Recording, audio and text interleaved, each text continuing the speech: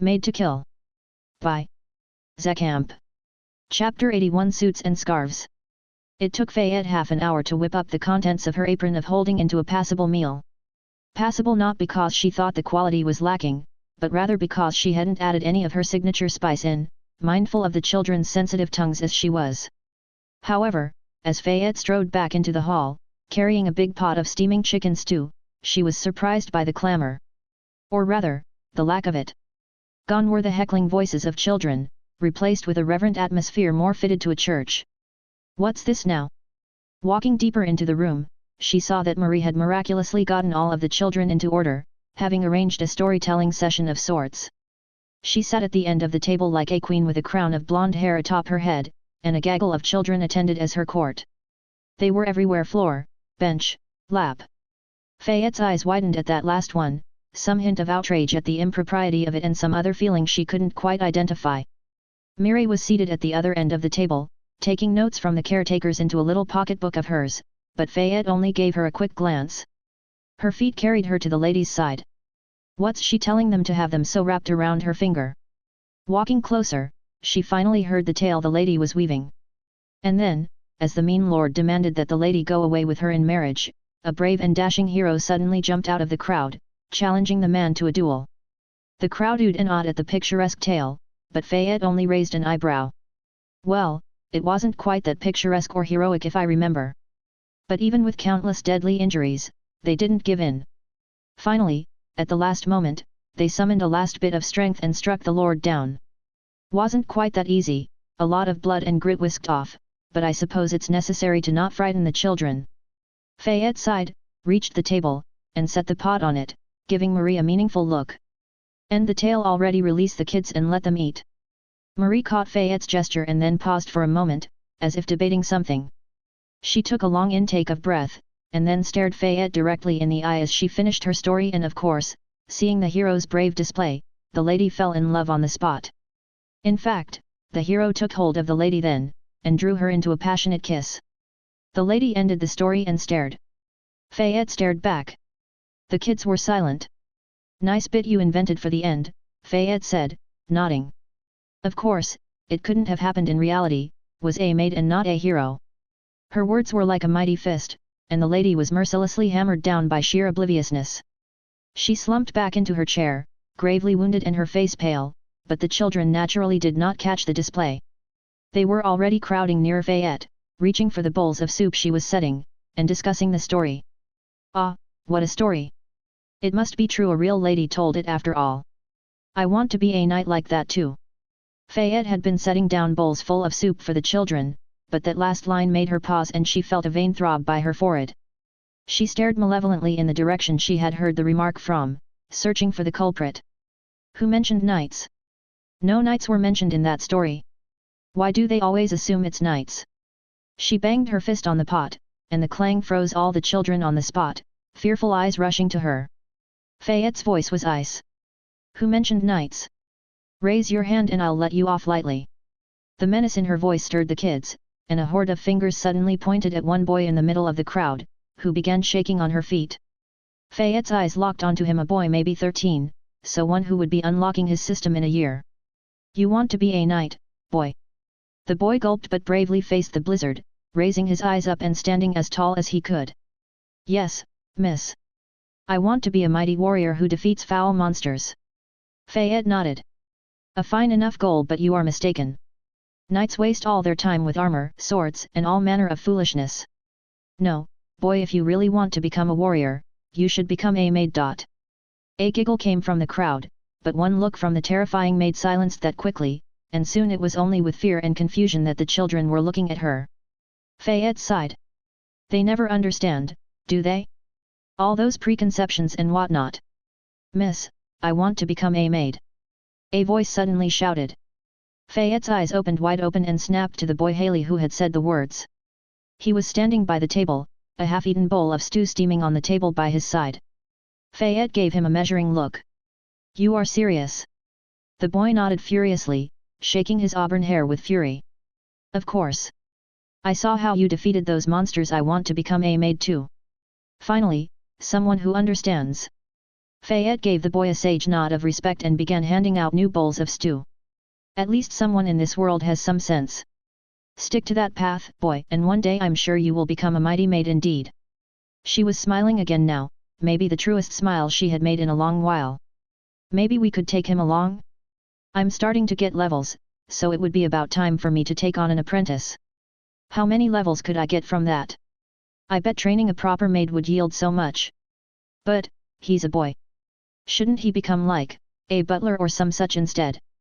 Marie said, having recovered enough to lean down on the table, listening to the conversation. Fayette dropped her soup ladle, frozen in place. Oh no, not this thing again, you did not just say that. Mireille groaned at the other side of the table, rubbing her forehead. She began to stand up, beckoning the caretakers to join her.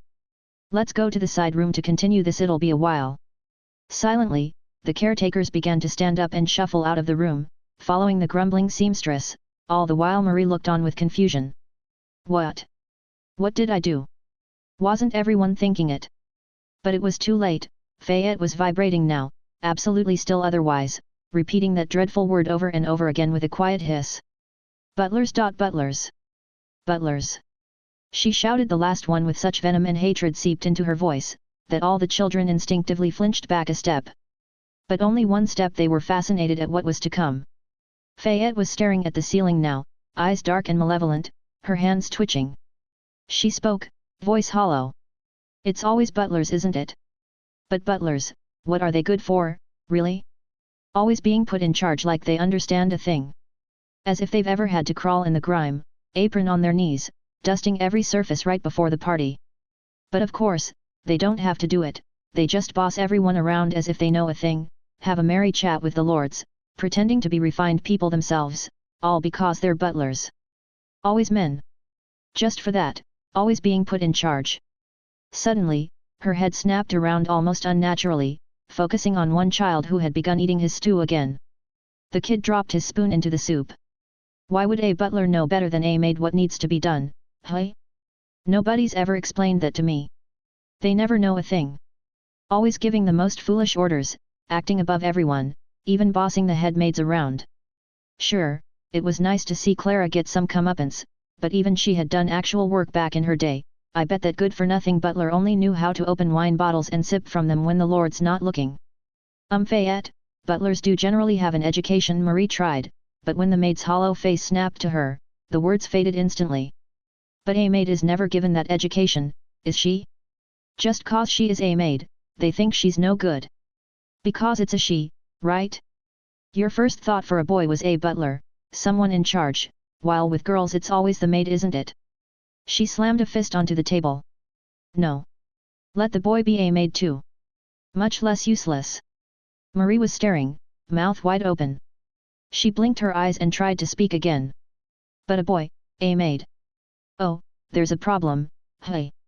Fayette shouted, pointing with her ladle, and stew flew all over the table. But in her mania, even Fayette's normal sense for cleanliness was gone, the words just flowed on in an endless tide as she pointed at a bucket at the room's corner. You three wanted to call the slime Mr. Slime too, didn't you? Mr. Whoever said it's a mister? Why not a miss? Is it because it's strong and violent? The ladle cracked in her hand, and the wood split as Fayette's grip tightened and her voice fell. I can be violent too. Forget the old name, it's no, she's not Mr. Slime. We'll call her, what should we call her? Cleanse? Nettoyer. Nettie. Right, she even stings. She'll be called Nettie. Marie was starting to get confused, and her head was spinning. What's this all got to do with butlers again? Fayette hissed like a cat, flinching back. Again that hateful word. Butlers. It's always butlers, isn't it? But butlers, what are they good for, really? Always being. And so, the rant began anew. Mireille shook her head hearing how Fayette's rant had begun anew, exasperated. And I had such a streak going without mentioning it. Should have warned the others, or maybe that would have sped things up if they became curious. I swear, she used to be fine about butlers, but then she read that one book. Sighing, she turned back to the caretakers she was chatting with and began to review her notes. So the word was that people nearer to the factories were the first ones to get sick, around the eastern part of the district. It seemed like an ordinary flu at first, and spread as such for weeks, symptoms getting mildly worse until suddenly it changed. All at once. The oldest of the caretakers, Agath, a brown-haired woman nearing 50, but still with determined eyes and a lively energy to her, spoke. So it was. We all thought it was just another passing illness, had neighbors talking of it. Then the next day, chaos. Dead men walking. Mireille nodded, tapping her pen. Matches what the people at the shipyard said, but with the addition of the factory bit. So, it definitely seems like it started from somewhere near there. Would have to interview the people from that part of the district. And this whole changing thing. She stopped tapping her pen. It reeks of infected. Someone with that much influence over the plague, how high level would they even be by now? Oh, they're talking again. Sorry. Mireille, was it? Can you help us? If there's safety by the shipyard, we can't have the children stay here. Agath said, reaching for her hand. Mireille flinched back, and the older woman paused, face falling. Ah, sorry, just wary of touching, you understand. Mireille tapped her mask, suddenly recalling how none of the children or civilians here had them. Need to be sure. Agath sighed. If only we had tools like those. Mireille bit her lip. That's part of the issue. She agreed with the caretaker, she wanted to get the children out of here too. It felt like the right thing to do and would probably please that Cadeau man too. Saving orphans always made for good headlines. But... She flicked her tongue, tasting the air. It was, all right inside here. Mireille couldn't sense mana like the other two, but even she had felt the intensifying aura of miasma outdoors. Here inside walls with all windows blocked, the effect was lessened. It was almost as clean as the shipyard. If we try and transport them out there, would they get infected during the passage? Fayette had pranced around without a mask. Sure, she had always been an odd one. I bet the plague would only make her stronger somehow, and give her 5 levels for it. But these people... They didn't look healthy. How long has it been since they've eaten properly? If we get a bit of the disease latching on, we can probably fight it off naturally, but with faces as gaunt as these. Could they risk it? There was still sunlight for a few hours, and Mireille felt reasonably certain they could get the children across the short distance to the tunnel along the rooftops. There wasn't that much danger, and they could handle a few zombies if they kept on guard. But if the children got infected, would they be let inside at all? Mireille could see a dozen ways it could go wrong, even with Olivia's medicine. If that even had 100% success rate. But still. She closed her eyes, remembering how scared the children had looked when their group had first barged in. Now of course they were lively, Fayette somehow having organized that. She is really good at the weirdest things. She sighed. I guess we do need to get them out of here. And maybe. She tapped her pocket. Then she looked up, meeting hopeful eyes. I might have something to help. Give me a room to focus and a bit of time. Mireille sat in an empty room that had once been used for needlework. An ornate loom stood at one edge, creaky from disuse. She hadn't used one of those in a while. Sighing, she sat down, took out a scarf of white fabric, and then opened her pouch onto the table. A bevy of dim green monster cores rolled to the table. Some had gone dim as she had prodded them, while others had gone right, eventually losing energy completely. But for a few ones. Mireille took one specific bit in hand, a core that she had worked on in the last minutes before this mission. Then she took off her mask, laid it on the table, and put her own gem by its side for comparison. They looked near identical. They worked near identical. She had confirmed it with Marie. The effect had been at least half as good. Yes, she didn't really know what all the arcane symbols and carvings etched into it meant, but with a steady arm and a sharp needle, she could make a good enough copy. She bit down the growing excitement she felt in her belly. I really did it. Proper artificing. At least this one bit. She only needed 10% more experience for a level up, and she could almost feel it. The class she had been waiting for almost here. But it was only one gemstone, and there were many, many children. Still, she had an idea. Carefully, she unwrapped the long scarf onto the table, then reached again into her bag. She took out a box, carefully padded to not shake too much, opened it, and let her spider friend out onto the table. Char dropped from the box with the nimbleness of a cat and began stretching her legs just like one too. The spider wiggled a bit in place as Mireille gave its furry core a good scratch. You have done well, good girl. She gave the spider a subtle push with her beast-taming skill, and it began to pad over to the scarf, understanding her intent. The scarf, which was made wholly from its thread, one of 4 she had made so far. Char had begun maturing. She was still only the size of her fist, but she was producing a lot of thread now. And so Mireille bent over her work, needle in hand, and let Char study the point for the thread to be looped through. Mireille gave it another nudge of intent, and the spider once again understood. It skittered over to the modified monster core which Mireille had set upon the scarf's edge, then began weaving a thread to keep it in place there. The seamstress watched as slowly, bindings of white were wound around the gem, hiding it from sight, but she could still follow the power emanating from it. Then, Char stuck out one different bit of thread, one that fused directly into the gemstone, rather than just on top.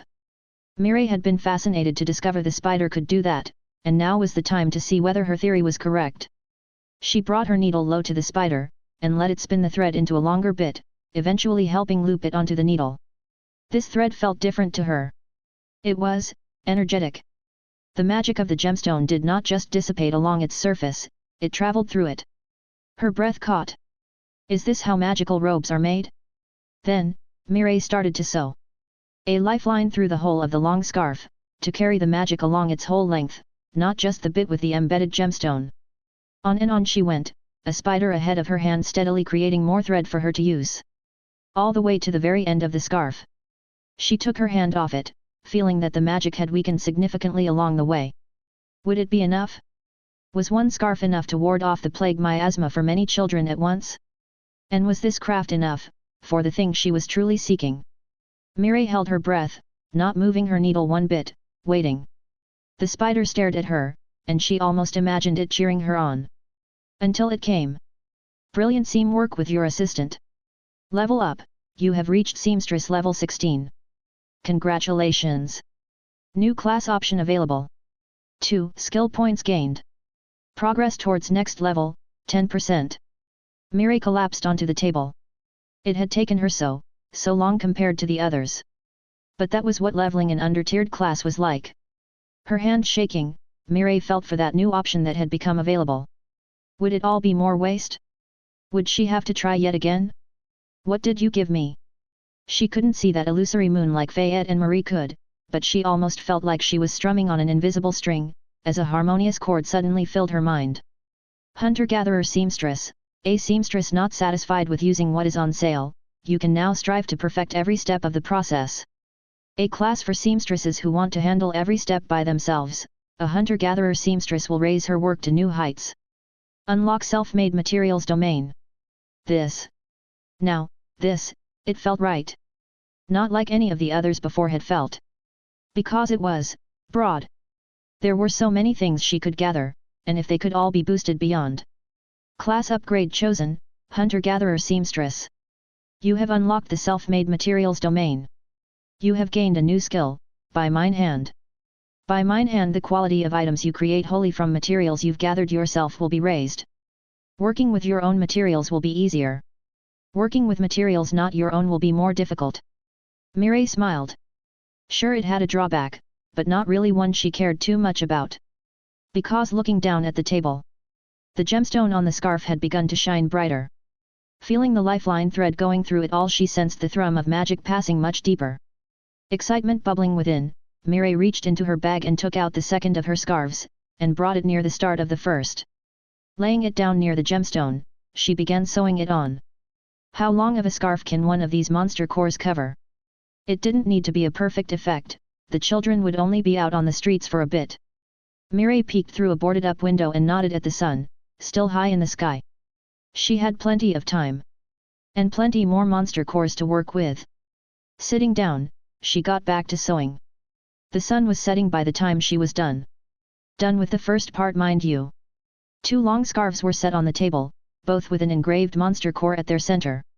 Mireille felt quite a bit of pride at managing the second one in the time, but the step to come still made her nervous. She shared a glance with her spider companion who was nestled comfortably in the fabrics, then brushed it off with her hand. Char, you don't want to be there for this next bit. The spider scuttled off to the plain wooden table beside and crouched down to observe her work. Mireille just spent a good while stroking the fabrics of the cloths, feeling at the magic now seeping into them. She wasn't a mage, but with her new class, she had a better feel of it. And it was time to use the second of her monster core modification techniques. Taking out her sturdiest needle, she braced herself, then poked the core of her first scarf hard, in a very specific spot. She saw the glow brighten, but the lines of engraving stay intact and breathed a sigh of relief. This should work. Again, she felt at the fabric with her hand, feeling the magic pass along that lifeline thread. The glow of the core was brightening. So was the flow of the magic and how it was seeping into the fabric itself. Brighter and brighter it grew until Mireille had to shield her eyes until the core finally burst completely, all the remaining energy dissipating. She cursed. A bit too soon, it should have managed 10 more seconds. In a hurry, she again felt at the fabric and calmed. The magic was settled into the fabric for a little while at least. Her last and only experiment had seen it work for about an hour. Well, enough time to get the children out. Yes, using one cumbersome scarf to shield over a dozen children and 2 adults each would have made navigating outside a nightmare, but if she invested that magic into the fabric and then cut it up into little pieces just enough to cover the mouth, maybe they would all manage. She repeated the process for the other scarf, then cut up all the remnants into bits just perfectly sized, then took a step back. Creative problem solving. Progress towards next level, 60%. Mireille smiled brighter than she had in a while. Finally, I'm getting some real experience again. Gathering all her face coverings and putting Char back into her protection box, she closed the door to the workshop and made her way downstairs to the main hall. A kid had been sent over to check on her every now and then, so they should be expecting her. I hope they've gotten everyone settled and ready to travel. I don't know how long these will last. She rounded the last bend, jogging into the room, and Fayette, Marie, I'm finished. Wait, what? Mireille slowly let her steps slow, goggling at the sight. Yes, things seemed pretty fine. The kids were all standing up and ready, corralled into a neat line by Marie and the caretakers, who had armed themselves with rudimentary sticks and knives. Only one was still not fit for travel. Fayette was slumped down at the table, staring into the pot, mumbling to herself in a hoarse voice. Butlers. Those damned butlers. The stew's gotten all cold. I bet that was their fault too. Mireille threw one of her face coverings right at her face. Get over it already. Chapter 82.1 Dead Men Do Tell Tales Part 1. Splat went the zombie, as Fayette's broom smashed into its head. Splat it went again, when the damage was relayed further and the monster collapsed into blood. Splat went the blood as it sprayed onto the ground, missing the maid with unnatural precision. I can't believe even something like this eventually starts to feel mundane, Fayette thought as she observed the circular patch of not bloody ground around her. It was her 9th zombie of the night and she was only getting started, but already it was getting tedious. But, such things did have their rewards. Keep up the good work. Level up, you have reached Maid level 23. Congratulations. 1 skill point gained. Progress towards next level, 0%. Finally, Fayette muttered under her breath, somewhat relieved. Her work at the orphanage had given rather good experience, but the final 5% had been missing, and she had been waiting with each zombie smash if it was finally time to get some leveling done. She had a plan after all. Skill up, cutlery control has reached rank 3. 1 point spent, 1 point still in reserve, and her immediate concerns were done. She edged out of the narrow alleyway into an even narrower one and turned her eye up. A child jumped right over her, soon followed by many more. Everything good up there? Fayette asked quietly, knowing her words were being relayed further. A lady's skills had quite a few benefits for stealthy communication. The reply came immediately, spoken right by her ear.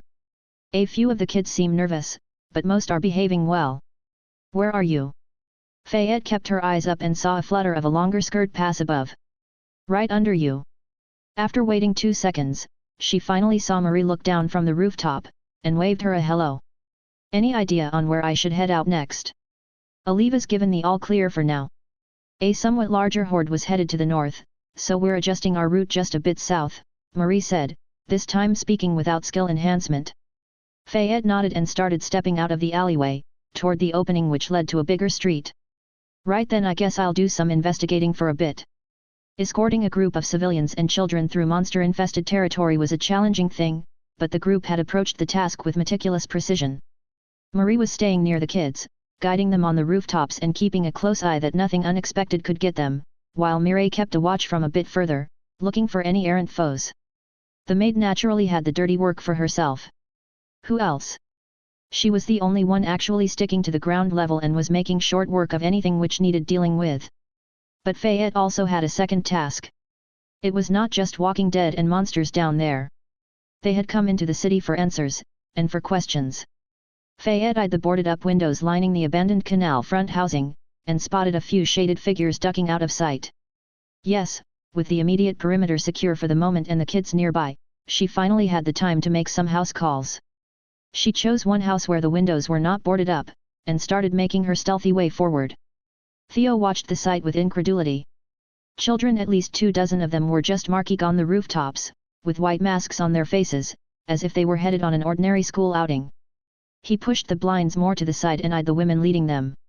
Some who peered around with fear and doubt, and others who corralled them on with a relaxed ease. Those two have to be professionals. Have the officials finally come? Are we being saved? He could scarcely believe it. If he followed, would he finally find safety and food too? His fingers itched to jump through, but his legs quivered at the thought of following anything through those accursed streets again. Should I try to leave? Interesting show, is it? A voice suddenly asked, coming from directly behind him. Wah! Theo spun around on the spot and froze. A woman, no, a maid was standing right behind him, an eerie mask on her face. And a blood-smeared broom in her arms. She quirked an eyebrow. Hey, I asked you a question. Theo blinked. Sorry, what was the question again? The maid sighed and leaned onto her broom. Just, what are you up to here? Hiding, what else? Theo carefully kept his hands to his sides, wary of this woman who seemed to radiate danger, even if her body was relaxed as one could be. He pointed out the window. I just want to know what's going on. Are you with them? The maid pushed herself up to a straighter posture and furrowed a brow. I'm asking the questions here, okay? But, help is arriving. Slowly. Some big-time mage is supposed to do something in a few days. Ah, she is here to help. Theo relaxed and let out a tense breath. Then he suddenly stood straighter and looked out of the window again. Mages, you say? Yes. Have you seen anything odd here? I'm investigating. Not here, but last night, I was closer to the island's edge, and some folk in robes were drawing symbols into the ground. Had some serious-looking guards with them. He looked back and saw that the maid was nodding. That would be the other hunter parties who were sent out, I think, she said. They didn't tell you help had arrived. Theo shook his head. I wasn't sure who they were, and they moved out very fast. I didn't have time to go near. The maid's eyes stayed on him, and her hands stayed on her broom. That might be for the better, because you... Haven't you heard that infected classes are a nasty thing, a thing one shouldn't mess around with? The ragged man froze as sweat suddenly beaded on his forehead. She knows? It's only... I haven't. Yeah, I get it, the maid said, waving her broom at him. Survival and all that. I see that patch of rash on your arm. A bit of illness can cause quite the spook. But, you aren't only level 1, are you? Theo gulped but kept his gaze steady. It was a mistake. The illness spread so fast I panicked and took this class, but I got a disease resist skill on level 1, I didn't need any more, I swear. It was enough to help me fight this off. The black-clad woman did not waver. Her eyes stayed on him, and stayed cold. Not that they had ever been warm. But you did level more. As I said, it was a mistake. Needed to get food. Scavenged an abandoned building. Bumped into a family who were looting the same place. I talked with them a bit, shared information. After we parted, I got the notification. Good job spreading the love or some such. It took an hour. The maid frowned and rubbed her forehead. You didn't use any skills on them? I guess that is, gah. I don't know how to deal with this type of thing. Are you even telling the truth? Annoying. She took a step closer and brought the broom nearer, and Theo stared at the marks at its end. And the blood encrusted there too thickly set to wipe off easy. He shivered. Listen up here. I don't know if you are telling the truth or lying or what should be done or what is legal or anything. Just don't make trouble. It's only a few days more. Someone else can figure this one out. Theo nodded rapidly. I promise. The maid eyed him, and slowly lowered her broom. Then she looked out the window. Curses! They're that far away already? Where did I have it? She dug a hand into her apron and searched through it madly until she finally came up with a notebook in hand. The broom got tucked in her armpit and suddenly she was making rapid notes to the paper with a pen almost flying with energy. Mage's drawing things, have you seen anything else suspicious? Theo blinked. Not, really? I've mostly been hiding away. Why, with all the danger about, Short answers. Don't ramble. Do you know where this plague thing started? Near the factory but not there exactly. I was at a plaza nearby. First monsters came from the east. Good, good, the maid muttered, jotting the words down, then raised her head up from the paper. Anything else to add? Theo blinked his eyes slowly. No. The notebook slapped shut and was tucked back into the apron in half a second, then the broom was back in hand in the second half second. The maid didn't pause to say any more words. In the next instant, she jumped right out the window on Theo's right, landed gracefully on the ground outside and started sprinting across the street. Theo followed her figure with his eyes until it vanished into an alleyway, then collapsed to his knees, finally letting out all the panicked breaths he had been holding in. I didn't know Maid were that scary. Fayette moved on. She smushed a few zombies that wandered too close, interrogated some frightened civilians who were hiding out in an abandoned store, and even spotted one of the mage groups shuffling through town under a cloaking spell of some sort. All the while keeping a steady eye on the procession of children marching on the rooftops, of course. A maid had to know how to multitask. Even so, when she found her second infected quarry of the day, Fayette was starting to feel irritated. She had seen many suspicious figures on the streets whom she had wanted to question, but only rarely was the army of orphans positioned properly for her to do so. So it was, that as she tapped a ragged man on the back of his neck with a broom, she felt a bit relieved. Finally, a suspicious figure who was doing the proper thing and skulking in narrow alleyways, not just hiding in a bothersome-to-enter house. Excuse me, mister, I have some questions for you, Fayette said as the man spun around, gripping a rusty knife in his hand. Fayette gave the dull blade a tap with her broom. Easy there, no sudden moves if you please. He took a step back but stumbled on broken pavement, then fell to his back right in a puddle of muddy water. Fayette used just a hint of water magic to make sure it all splashed down on him, not her. Who are you? He shouted while stumbling back to his feet, until Fayette blocked his path back up with a broom over his head. Just a concerned party making some inquiries, she answered, in a manner she imagined a cool detective might. She gestured at the man with her broom as if it was a pipe. Lots of trouble about here these days. Might you have any clue as to the cause? I dunno nothing. He shouted, backing away from her on all fours. Fayette quirked an eyebrow. I'm not stupid, you know. That implies that you do know something, doesn't it? Let me be more blunt. I see your class. You've probably been out and about more than most, perhaps even directly involved. Do you know where this epidemic came from? The factories. He stayed silent, staring up at her, until he finally shook his head slowly. Wasn't the factories, no. I used to work there. We had a sickness, yes. Workers dismissed for a bit. But we came back after we got better, and the sickness came after. Not from the factory, from the east. Again, the eastern parts mentioned, Fayette thought, nodding. Do you know anything more? No, I'm not from round there. I was working when things suddenly changed. My illness flared up again too. Fayette bit her lip as she pondered the issue. Again, this thing with the disease having a sudden shift all at once. So many have mentioned that. Is some one person really holding so much influence over it? Will you let me go? The man asked, troubled by Fayette's continued silence. The maid eyed him, or to be more precise, something unseen right above him. A shift in the ambient mana. I would have, you know. I let that other guy go even if I don't know if I should have. But you, really shouldn't have tried to use whatever skill you're using right now. His eyes opened wide and he began to flinch up, and Fayette saw the tendril of plague mana emanating from him jitter forward more, but she was faster. She jumped back 5 steps before he could get back up, well out of range of the tendril, then threw a fork right above him. A bucket set on the rooftop tipped over, and a slime of considerable acidity fell right on his head, covering it and sticking on tight, muting all screams. Fayette watched the struggling form gradually grow quiet. It was a quirk of the body that the legs could stutter quite a bit even with the head half dissolved to slough. She waited a bit after, then sighed. No experience notification for him. I was hoping that the style points on that kill would be counted. She left the slime to feast on a deserved bounty and took the moment to jot down his words to her notebook, right next to the other testimonials she had gotten. Many things in them were contradictory, but some elements did remain the same. Chiefly the first monsters coming from the east, and that the change in the sickness was very sudden. I probably need to investigate that district more thoroughly after, but first. She threw another fork up at the bucket, and caught it in her hands as it fell, then collected up her slime now satiated from a good meal. Then she stepped out the alley and looked west, at the trail of children hopping over the last few rooftop crossings before their destination. Fayette moved to follow. Let's get this thing over with.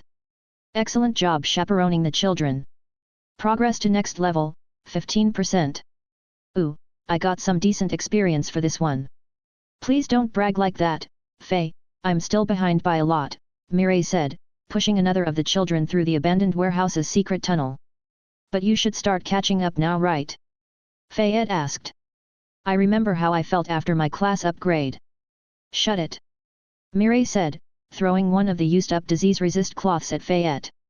Don't talk like some old veteran. You haven't had the class for that long.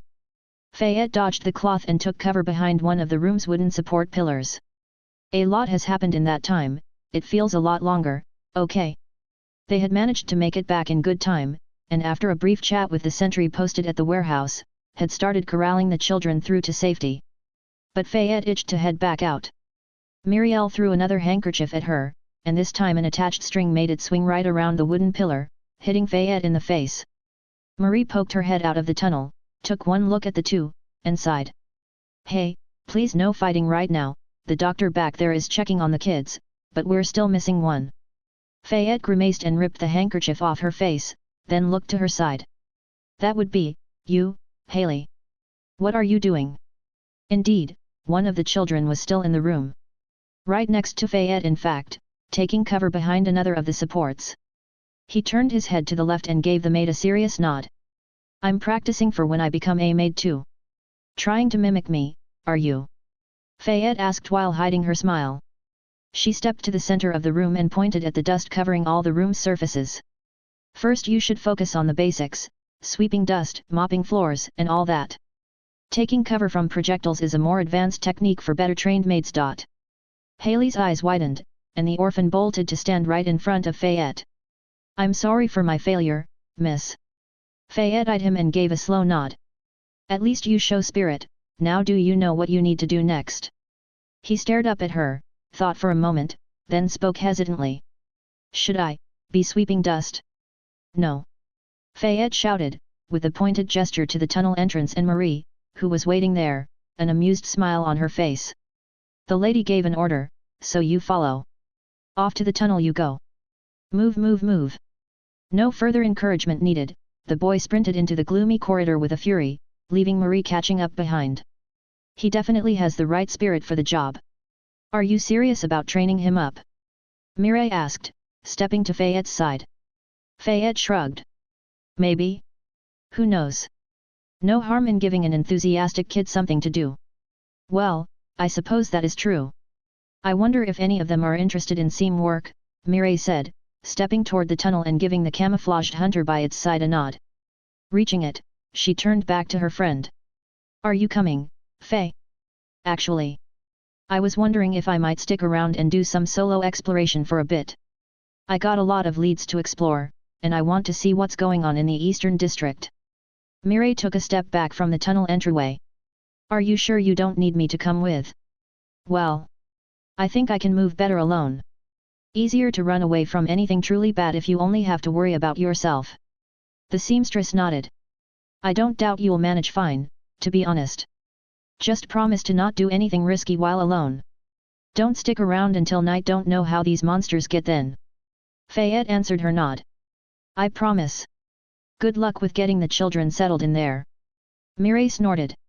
You know, I think I'll try and offload that job to Marie, she was quite amusing in how she handled them. Oh, I know, all right. It was quite the sight. See you soon. With that, she stepped out the door and sprinted out into the alleyways outside. The day's rounds of interrogations were only beginning. Chapter 82.2 Dead Men Do Tell Tales Part 2. Fayette tapped the housewife on the shoulder with a broom and kept up her best civil smile when the woman spun around in fright, clutching a knife. Who are you? How did you get here? All the doors are closed. Hey, please don't be frightened. I just want to ask some questions. Put that nasty thing down. Hey, why are you backing away? Fayette poked the merchant in the nape of his neck with her broom, and the man jumped a solid foot straight up and fell to the ground on his face. Fayette grimaced. Ouch, that looked like it hurt. Are you okay? I have some questions. The man spun around, eyes wild. Who are you? How did you get here? Fayette rolled her eyes. This is starting to get repetitive. Fayette stood in front of a building and tried to psyche herself up. She smacked her cheeks and made a fist, using one more eavesdrop to make sure there were indeed humans inside. Right, this time, I'll make sure to not frighten anyone. No more surprising people from behind. She stepped forward and banged her fist on the door. Open up. I need answers. Stop hiding. Wait, why are you running away? I can hear you. There's no escape. I'm breaking down this door. Fayette pried open the floorboard, and smiled into the gap at the face of a stunned woman staring at her. Hello, my name is Fayette, I came for a talk. Finally, a good while later and a good few dead zombies later, Fayette sighed as she stood on a rooftop, surveying the scene. The scene of the beginning. A district that had once been a sort of slums, but now had fallen into true disrepair. It had taken her a few hours of searching and questioning, but she had finally managed to narrow down the origin point of the epidemic to a degree that she felt rather certain on. Especially when she saw what was there. But that was also part of the issue.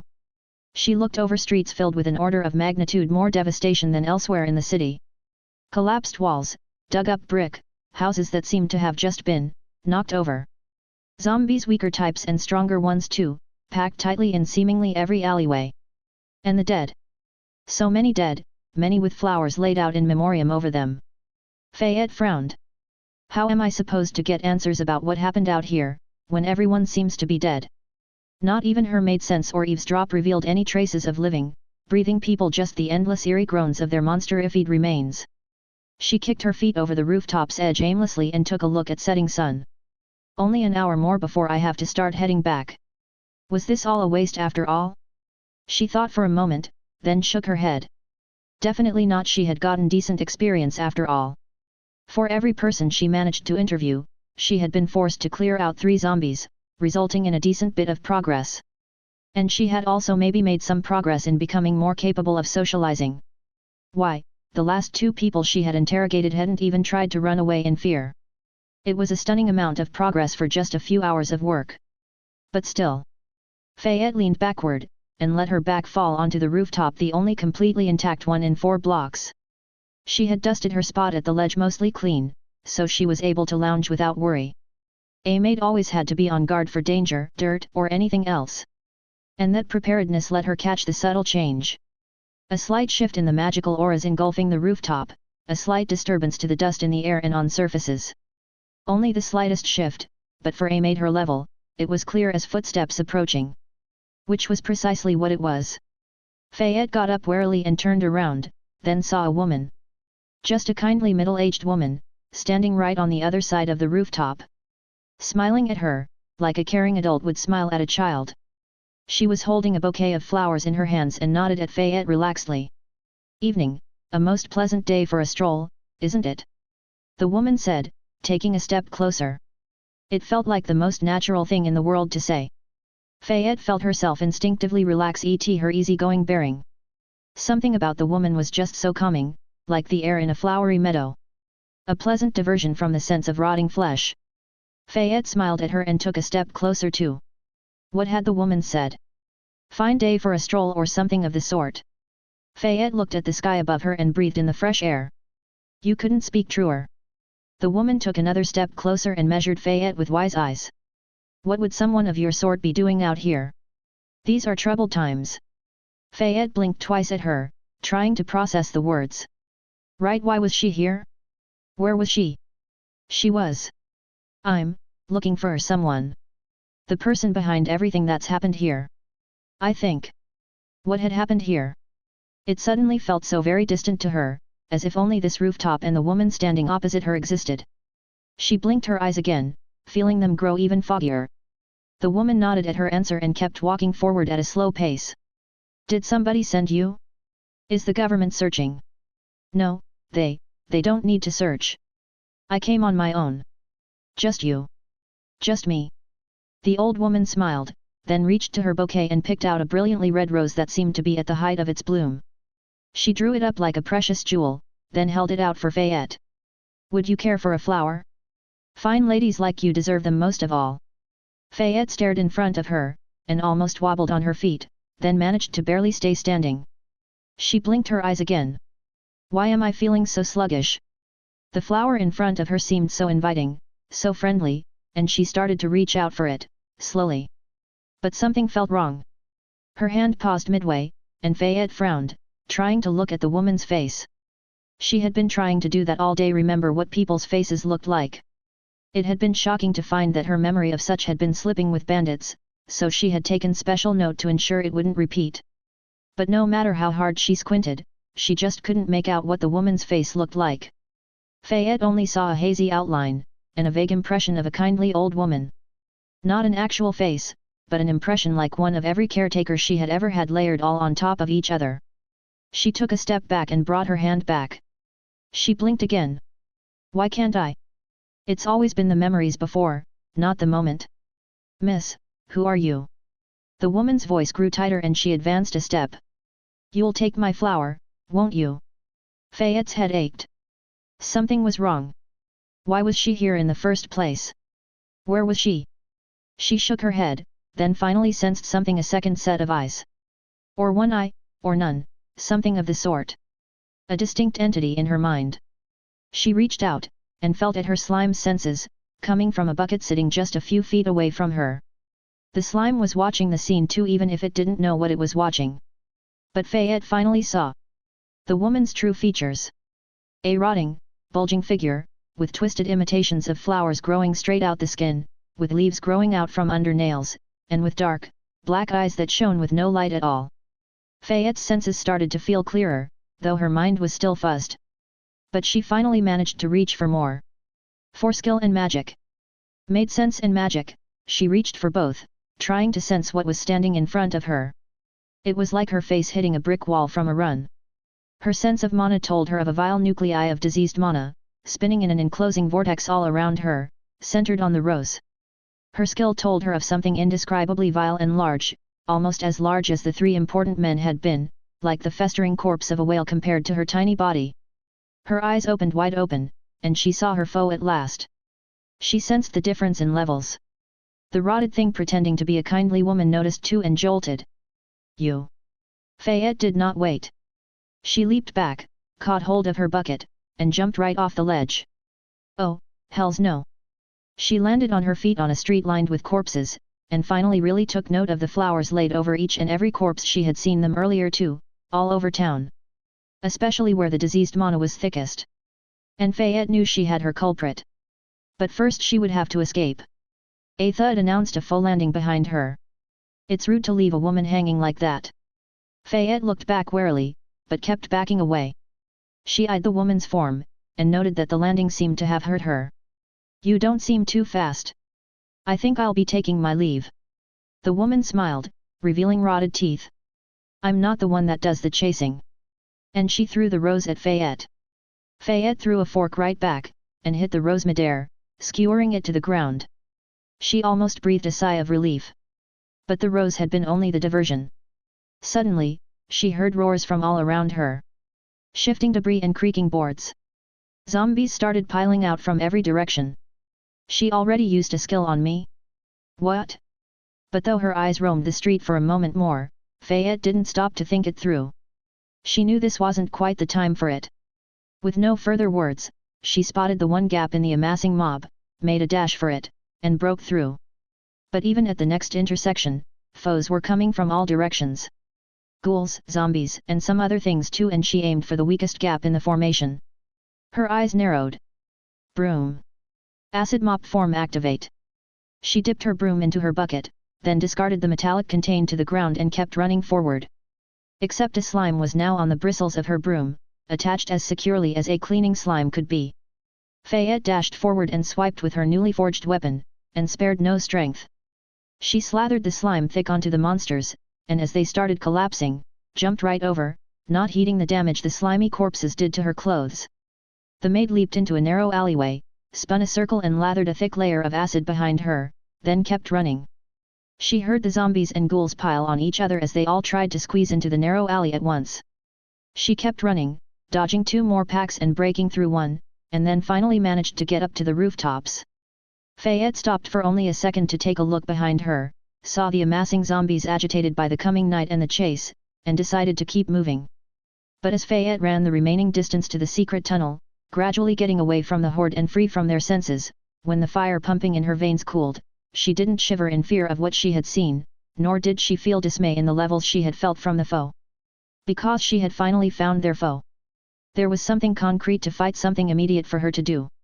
As she shambled into the abandoned warehouse housing the tunnel, Fayette greeted the sentry holding watch with a wide smile. "Hey, you're a hunter too, right? I've finally found something to hunt." Chapter 83 Interlude, Blooming Plague, Mother of Disease. Catherine, the woman who had once been a botanist, didn't sleep much anymore, but she did dream. Waking dreams as she walked the streets, fading remembrances of how things had been before. She remembered how the markets had been full of bustle and activity, so she laid a rose amidst the ruins and walked on. She remembered how the lines of drying laundry had hung over the streets, now replaced with tattered rags lying on the ground, and she laid a rose there too. Then she remembered the maid. Not a past memory, this one. She had tried to hand a rose but had failed. The maid had gotten away. The woman's steps faltered, and her foggy mind cleared as she jolted fully back to the world of the waking. The maid. The maid. She spun around and eyed her surroundings, then finally saw that it was already morning. She had walked all through the night. For her, it was relatively safe, as she never walked alone. I walk among them. As always, she was in the midst of a horde, and they bothered her not. Her skills marked her as one of theirs. The woman who had once been a botanist eyed the rooftops around her warily. The hunters had become more active recently, and a decisive move would be made soon. She could feel it in her bones. But she saw nothing now, so she relaxed. And addressed the waiting notification. A rich baritone voice whispered in her ear. "The bloom spreads most wonderfully. Keep tending to the flock, good madam. Progress towards next level, 90%. Catherine spat onto the ground, dissatisfied. Not even a whole level for the night? It really has slowed down. I must hurry. Level 50 will be a major shift and will open the path to everything that comes after. I cannot delay. But first." Her eyes ran over the horde around her, and her eyes darkened. The infection's progress was slowing mostly because everyone not yet infected was hunkered down behind board and nail, waiting out the crisis. The monsters were failing to break through. It would have to be remedied. Catherine eyed the stock of former humans like a farmer at a market and picked out 3 suitable ghouls from among them, specimens with fine musculature and mostly intact minds. She poked roses through their skins, then adjusted her plague pustule skill to emit different pheromones. Her skin writhed as disfigured imitations of flowers formed slowly, opening up with petals of black. She spun around, letting the pollen nestled amidst the petals fly free, and the horde around her instantly began to disperse, all except for the 3 ghouls which she had set a rose upon. They stayed. It was time to make full use of her plague craft domain. With a dash of a just mutation, she set more flowers upon the ghouls, and they sank under skin, dissolving as they began their work. She targeted the noses and the arms, for it was those that would enable them to sniff out hiders and rip apart their barricades. As the mutation process began, she stepped back, said a silent prayer for this batch to be a success, then turned away. She could not make too many adjustments in a day, and most ended in failure. Soon she would have to go reap and sow once more, but first, there was the more important matter to check upon. The hunters had gotten too close. The maid had almost been right there. Catherine turned away from her horde and began her walk back home. Stepping into the remnants of her former home, Catherine sighed with relief. It was still dilapidated and abandoned as usual, every wall filled with the festering might of her bloom, but her baby was safe, that was all that mattered. Or, well, as safe as something almost dead could be. Only mostly dead. Catherine reminded herself. She stared at the pulsating sack of flesh and flowers which stood in the center of the room, and kneeled by it, laying her face against the soft warmth. It pulsed against her skin again and again, with the steady beats of the many hearts she had added in, and she hoped it would be enough. It was a grisly sight, but she wished it would have been even clearer, just so she could have peered at her child's resting form in the center of it all. Adjust mutation, accelerate growth, strength from the weak. She used them all, hoping to buy just a bit more time. Rest easy Margie, mommy needs only a few more levels. A doctor may have said that the baby was a lost cause, only kept breathing and comatose by the many artificial additions grafted into the sack. But Catherine disagreed. Because she was leveling so fast. Before, she had been nothing. When calamity struck, she had been able to do nothing. But if you could hit level 100, become a saint, you could do anything. At least that was what they said. The bloom grows. Keep up the good work. Progress towards next level, 95%. Ah, excellent. Catherine stood up, laid one last look at the cramped workers' home, and turned away. She couldn't spend much time here if she wanted to get things done, and revealing the place to the foe would be worst of all. She had covered her tracks carefully, but mistakes always happened, and the road to level 100 was still oh so very long. A road she had stepped on out of necessity. Her husband had brought a disease from the factory with him, and died from it. He had insisted that the officials not be alerted, because he knew what would happen to cases like him. Cases that changed. As the others had returned to work, her husband had sent out messages full of excuses, and Catherine had believed him that if she only waited and prayed, it would get better. It hadn't. Catherine had been forced to put him down with a fire iron when he had grown violent and raving, only to find herself and their baby infected soon after. And when dear Margie's condition had turned for the worse, Catherine had taken matters into her own hands. The disease had taken much from her, so she would use it to take it all back. Levels were power, and she had been gaining so many. After 50, she would head to the mainland. But for now, she still had much to do. Spreading a magical plague was surprisingly hard work. One would think that you could just light the first spark, then watch the flames devour everything. But these types of plagues didn't work like that. It needed grounding. A foundation. Catherine was no mage, and she couldn't exactly see mana, but she could see disease in its own way. She could see how it dug into the ground and hung in the air in a pervasive miasma, but threatening though it looked, its spread wasn't actually that fast. Sure, people brought it with them, but you needed lots of people staying in the same spots to really make it last. So she had to help out here and there. Use her plague craft to constantly adjust newer, more effective strains, try to time things perfectly so people wouldn't scatter before things properly spread, and of course she had to lay her flowers. She had been a botanist once after all. So, as Catherine walked the streets under the veil of her skills, she laid down roses wherever she went. By the windows and by the doors. By the puddles and on the floors. A rose here, a rose there, a prayer for the dead, and let the bloom spread. The bloom grows.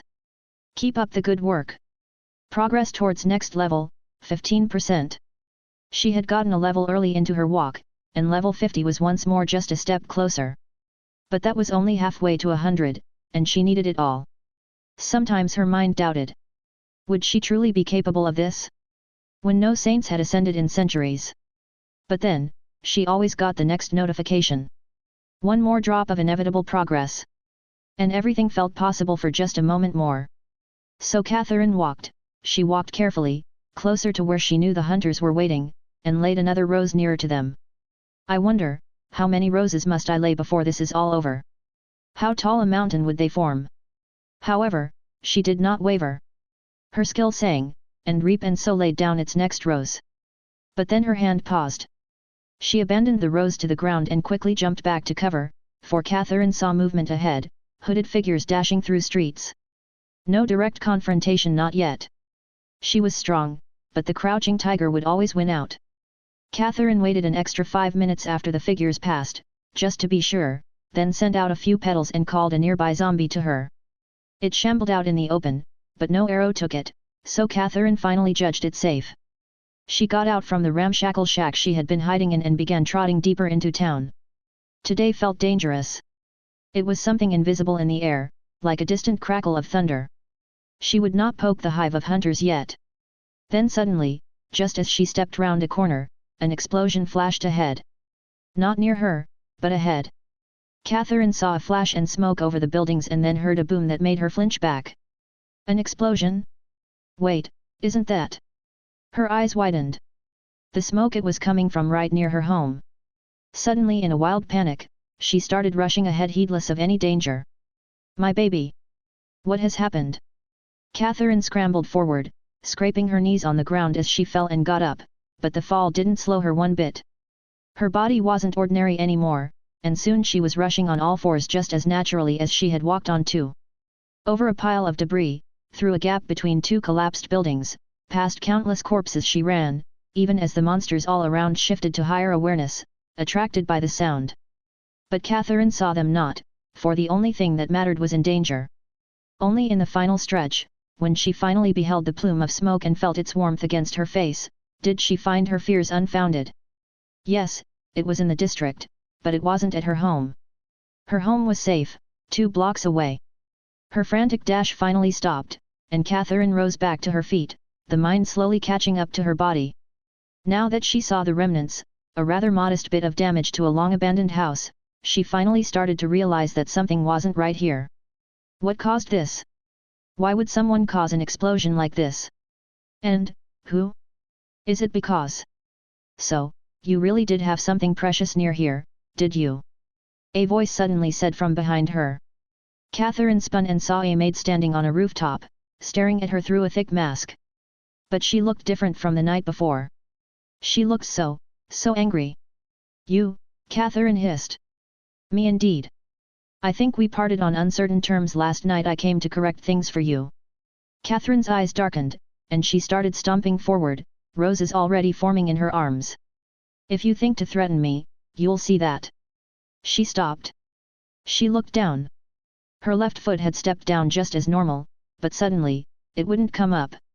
There was some sort of trap there, a thing of rope that had been concealed under the debris from the explosion.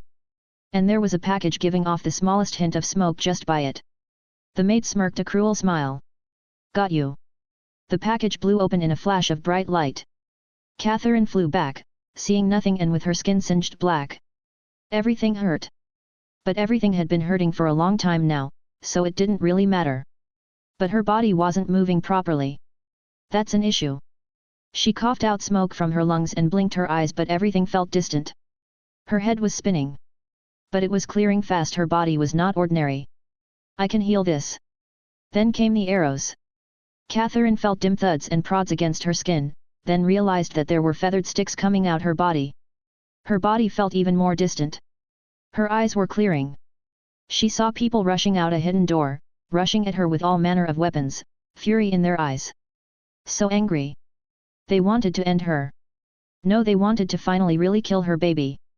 The woman who had once been a botanist spat out another bit of smoke, finally felt air enter her lungs, and then screamed.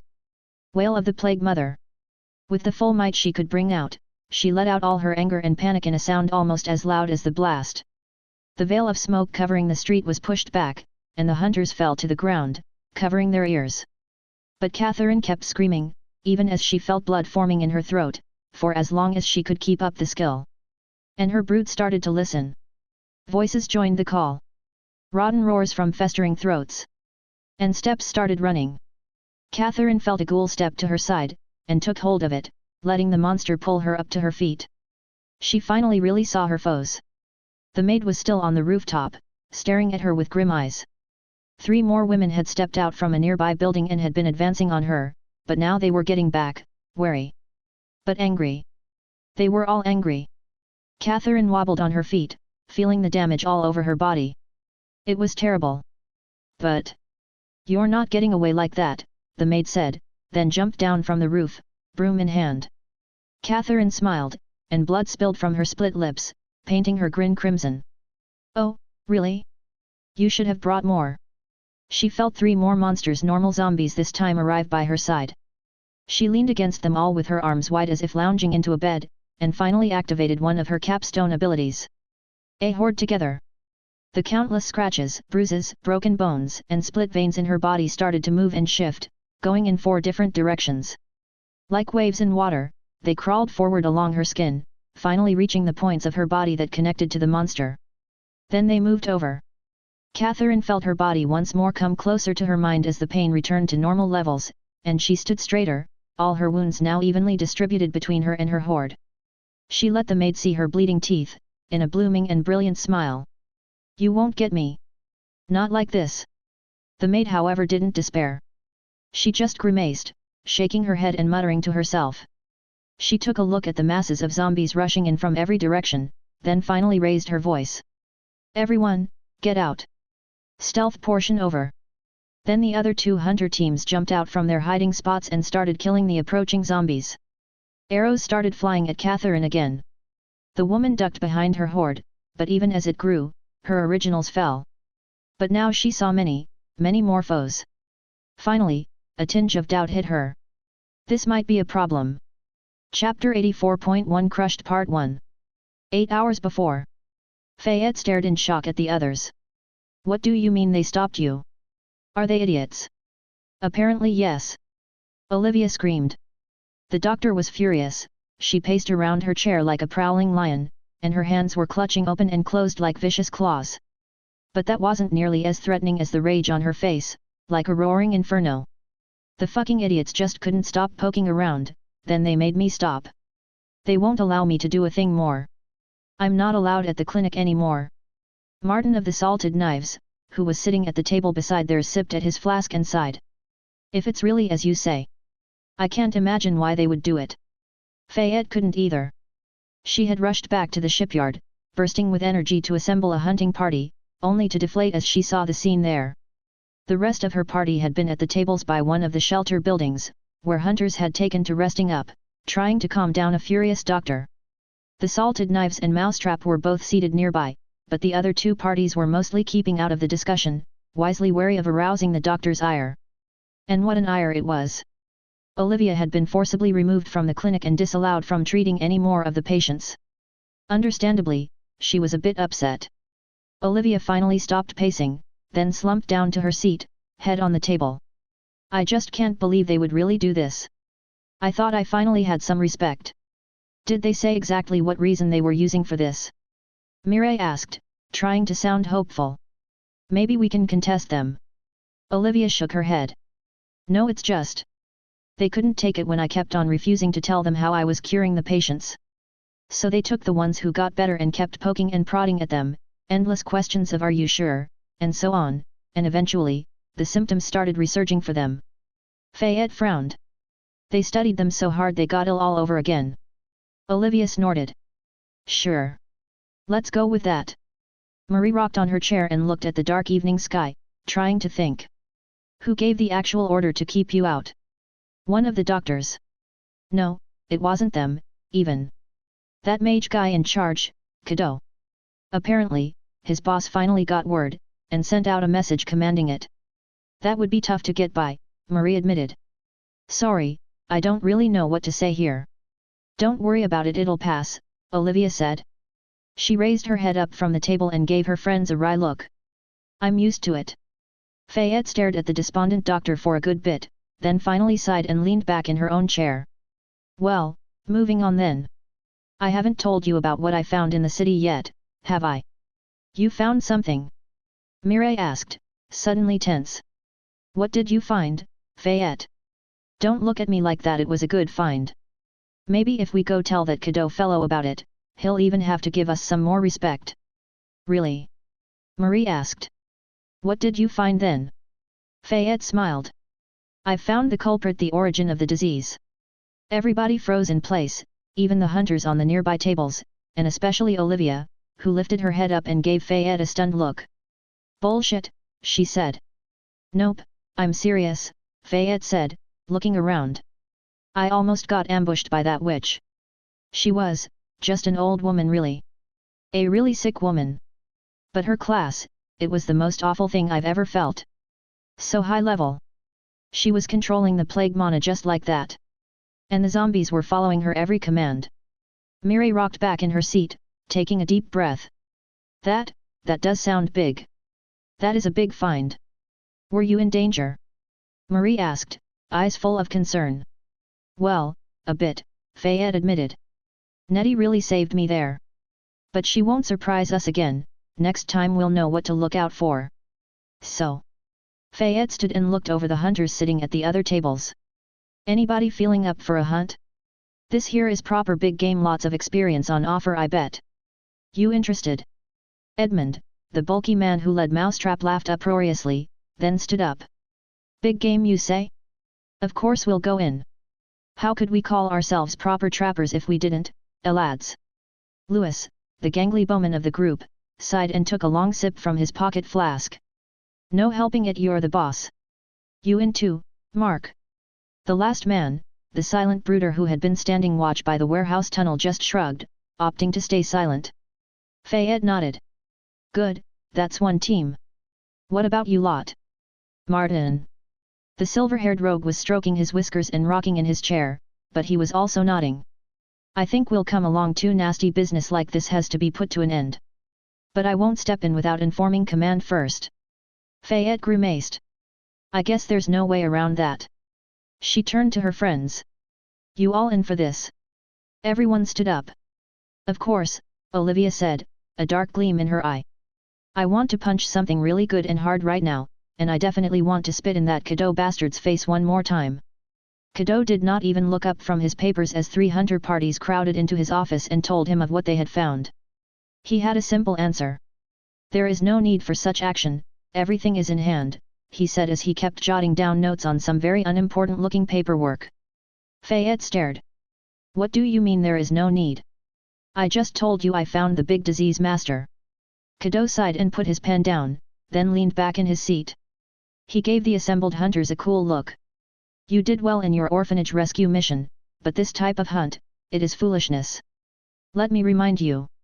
My superior, Grand Magus Mondaug, is in charge of cleansing the city, and he will see it done. Very soon now. The time nears. He looked left and right, meeting every single hunter right in the eyes. You don't need to do anything. Just sit back and relax. Everything will be handled. He will handle everything, really. Olivia spat. He, who has not stepped one foot in here for this whole time. He, who sent out a notice that my medical activities should be stopped, even if he never came to see my results. Cadeau leaned forward and lowered his voice. Don't make a fuss. His activities are not for you to peer into, and I trust he has a good reason to stop your activities. Why, I heard there were reports of uncertainties. Bullshit reports. Olivia shouted. If those other doctors had just shut it and stayed away, everything would have been fine. My methods had no faults. It was their fussing that messed it all up. And now I'm supposed to just accept this too. Cadeau stared at her coldly. Are you done? You have done some good work, so I will ignore the discourtesies you have just said. Let's agree that those words were never spoken. Regarding any other activities. He sighed, then picked his pen back up, returning to his paperwork. Fine. Do as you wish, have your little operation. But remember. It does not matter. The hunters gave him one last baleful stare, then filed out of the dim office, back outside. Everyone was silent, deep in their own thoughts. Fayette included. She stared at the gate which led to the rest of the island and thought. He didn't forbid us from doing it. But he did say it would be useless. He doesn't care one bit about finding the main disease spreader, or whether we fight it. Is that because he doesn't need to? Will that Grand Magus really handle everything on his own? The mages were setting up some things in town. Should she just turn away and go to sleep? Fayette balled her hand up into a fist. No. Hey, we're all still doing this, right? He didn't forbid us, right? Mireille snapped her eyes open. You still want to? I mean. It was the way he looked at us, Olivia said. The doctor looked around and met everyone's eyes. You all saw it, right? He really doesn't respect us one bit. Doing what he says. No, Edmund said. I can't accept it either. Fayette smiled. Good, if you are in, I think we can do this. What about your lot, Martin? The man stroked his beard and studied Fayette. Girl, why do you really want to do this? It's not just some grudge thing, is it? Don't you think the Magus will handle things? Oh well, Fayette shrugged. I just want the experience, really. Martin laughed and tapped his son on the shoulder. Ha! Now that's some proper hunter spirit. I say we're in. What type of warrior would leave a challenge like this unanswered? Marie and Mireille shared a look and shook their heads together. I guess there is no helping it then, Marie said. But first things first. Everyone, can I have your attention? Mireille interrupted. What is it?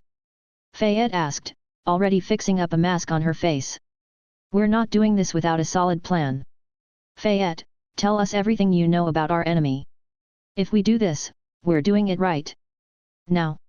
Fayette stared at the disease-ridden woman who had just been blasted to shreds by a bomb, and who then just transferred all her injuries to a zombie swarm. The woman didn't even look winded. Fayette turned to Mireille, who had stepped outside of Marie's hidden cupboard. Well, that plan failed. Mireille nodded. Yes, it did. I told you we should have put more oomph into the first strike. Yes, but we had to stay stealthy, right? You didn't know how observant she was. This was as much as we could risk without her noticing. Fayette looked around and saw a vast horde of zombies approaching from every direction. The salted knives were stepping out to block them off, helped by Marie's stone magic, while Mousetrap was readying their trap equipment. And Olivia was readying her knives. Well, Mireille, you know what this means. The seamstress nodded. Time for Plan B. Fayette moved, broom in hand, running right at the plague mother who was still getting her bearings. The woman stared at her with twitching fingers. You whore. So uncivilized. Fayette ducked under two rushing zombies and reached the woman's side only to jump back at the last second. The plague mother had been readying to defend against Fayette, and so completely missed Louis shooting a rope arrow at her, followed by Olivia dashing in with her knives from behind. A brawl started. But Fayette kept away. The brawl wouldn't be decisive, as the bomb had proven, they needed heavier firepower. They needed a weapon with lots of power. And this place? Fayette eyed the blasted apart street crossing, littered with corpses dead from sickness, as well as the sludge of many dead monsters. A lot of mess, all caused by a disease. A disease that had been spread by a very particular person. A complete disaster of hygiene and cleanliness. For a combat maid, it was a place brimming with power. Fayette started cleaning. There were monsters and hunters fighting all over the plaza, along with an enraged plague mother throwing out barbed roses, but Fayette avoided it all. She danced between it all. With a broom as her partner, she started the first phase of her waltz. The dust. So much dust. Fayette used sweep dust. The billowing dust and smoke roused by the explosion began swirling to her in a great vortex, and she skated around the battleground, bringing her cloud of dust along. She hopped over a ghoul's tackle and slipped between two razor-sharp roses. She kept enlarging her cloud of dust, larger and larger until it was thick as the worst sandstorm. Then she threw a bit of spice into the mix and started running to the center of the clearing where Edmund and Louis had managed to ensnare the plague mother into a net. She was trashing wildly with claws, a horde of zombies rushing to help, and Fayette jumped right in. And thrust her broom into the woman's open mouth. A cloud of dust and spice followed. Her cheeks bulged. Sand and sharp bits of rock scraped at her eyes and face. And then she roared. Fayette was blown back by another furious wail, and the frenzy of the monsters grew more violent. Her cloud of dust was dispersed high into the sky. The plague mother had used the shock to get out of the net, and was now rushing into the midst of the horde. Well, damn. There goes Plan 1. But her dust was now high up in the sky, darkening the early morning, and so the battlefield had gotten cleaner. And so fresh, so clean had started charging up. But not enough, not yet. Fayette made a quick check of the battlefield, and saw that all her friends were handling their own parts seemingly fine so far, and reached into her apron. She swapped to a mop and started cleaning up the zombie gunk all over the streets. Marie saw Fayette's first attack fail, flinched at the roar, then went back to work.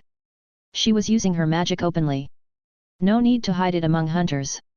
Especially a situation as tough as this. Martin was beside her, coordinating the defense and making sure she was safe, for Marie had an important role in the fight. A horde of monsters was streaming in from all directions, and the air was thick with their rotten scent. The lady was raising up barricades. While Mousetrap and the rest of her party were holding up the center and fighting their main foe, the salted knives had the perimeter. Marie was raising up earth and brick from the streets into a multitude of barricades that stalled and directed the flow of bodies, making sure all the monsters ended up in trapped kill zones where the experienced hunters could make minced meat of them. "Reinforce that bit there," Martin said, observing the situation with one eye while aiming throwing knives with the other. His head was spinning this way and that as he monitored his party and the overall battle, all while throwing out an endless array of knives into the mob, and directing Marie. And the lady was struggling to keep up. "I've got it," she said, even as sweat covered her brow. Magic was racing all along her skin with the full strength of her reserves, but it was barely enough. She raised a barricade, but the monsters piled on top of each other to jump over. She repaired a broken-off bit, only to find 3 more barriers lacking once she was finished. She repaired the old, even as the perimeter constantly shrunk as the hunters were pushed further inside. She bit her lip. "This isn't working." "Trust your friends," Martin said, keeping his voice calm and efficient. "They've got the foe on the ropes, and we just need to endure until they can move in to help us. To the right, erect a new layer there." Marie saw the spot and began pulling up another layer of pavement, forming a corresponding ditch in front of the wall. Then she looked back, searching for Fayette with her eyes. "It's just.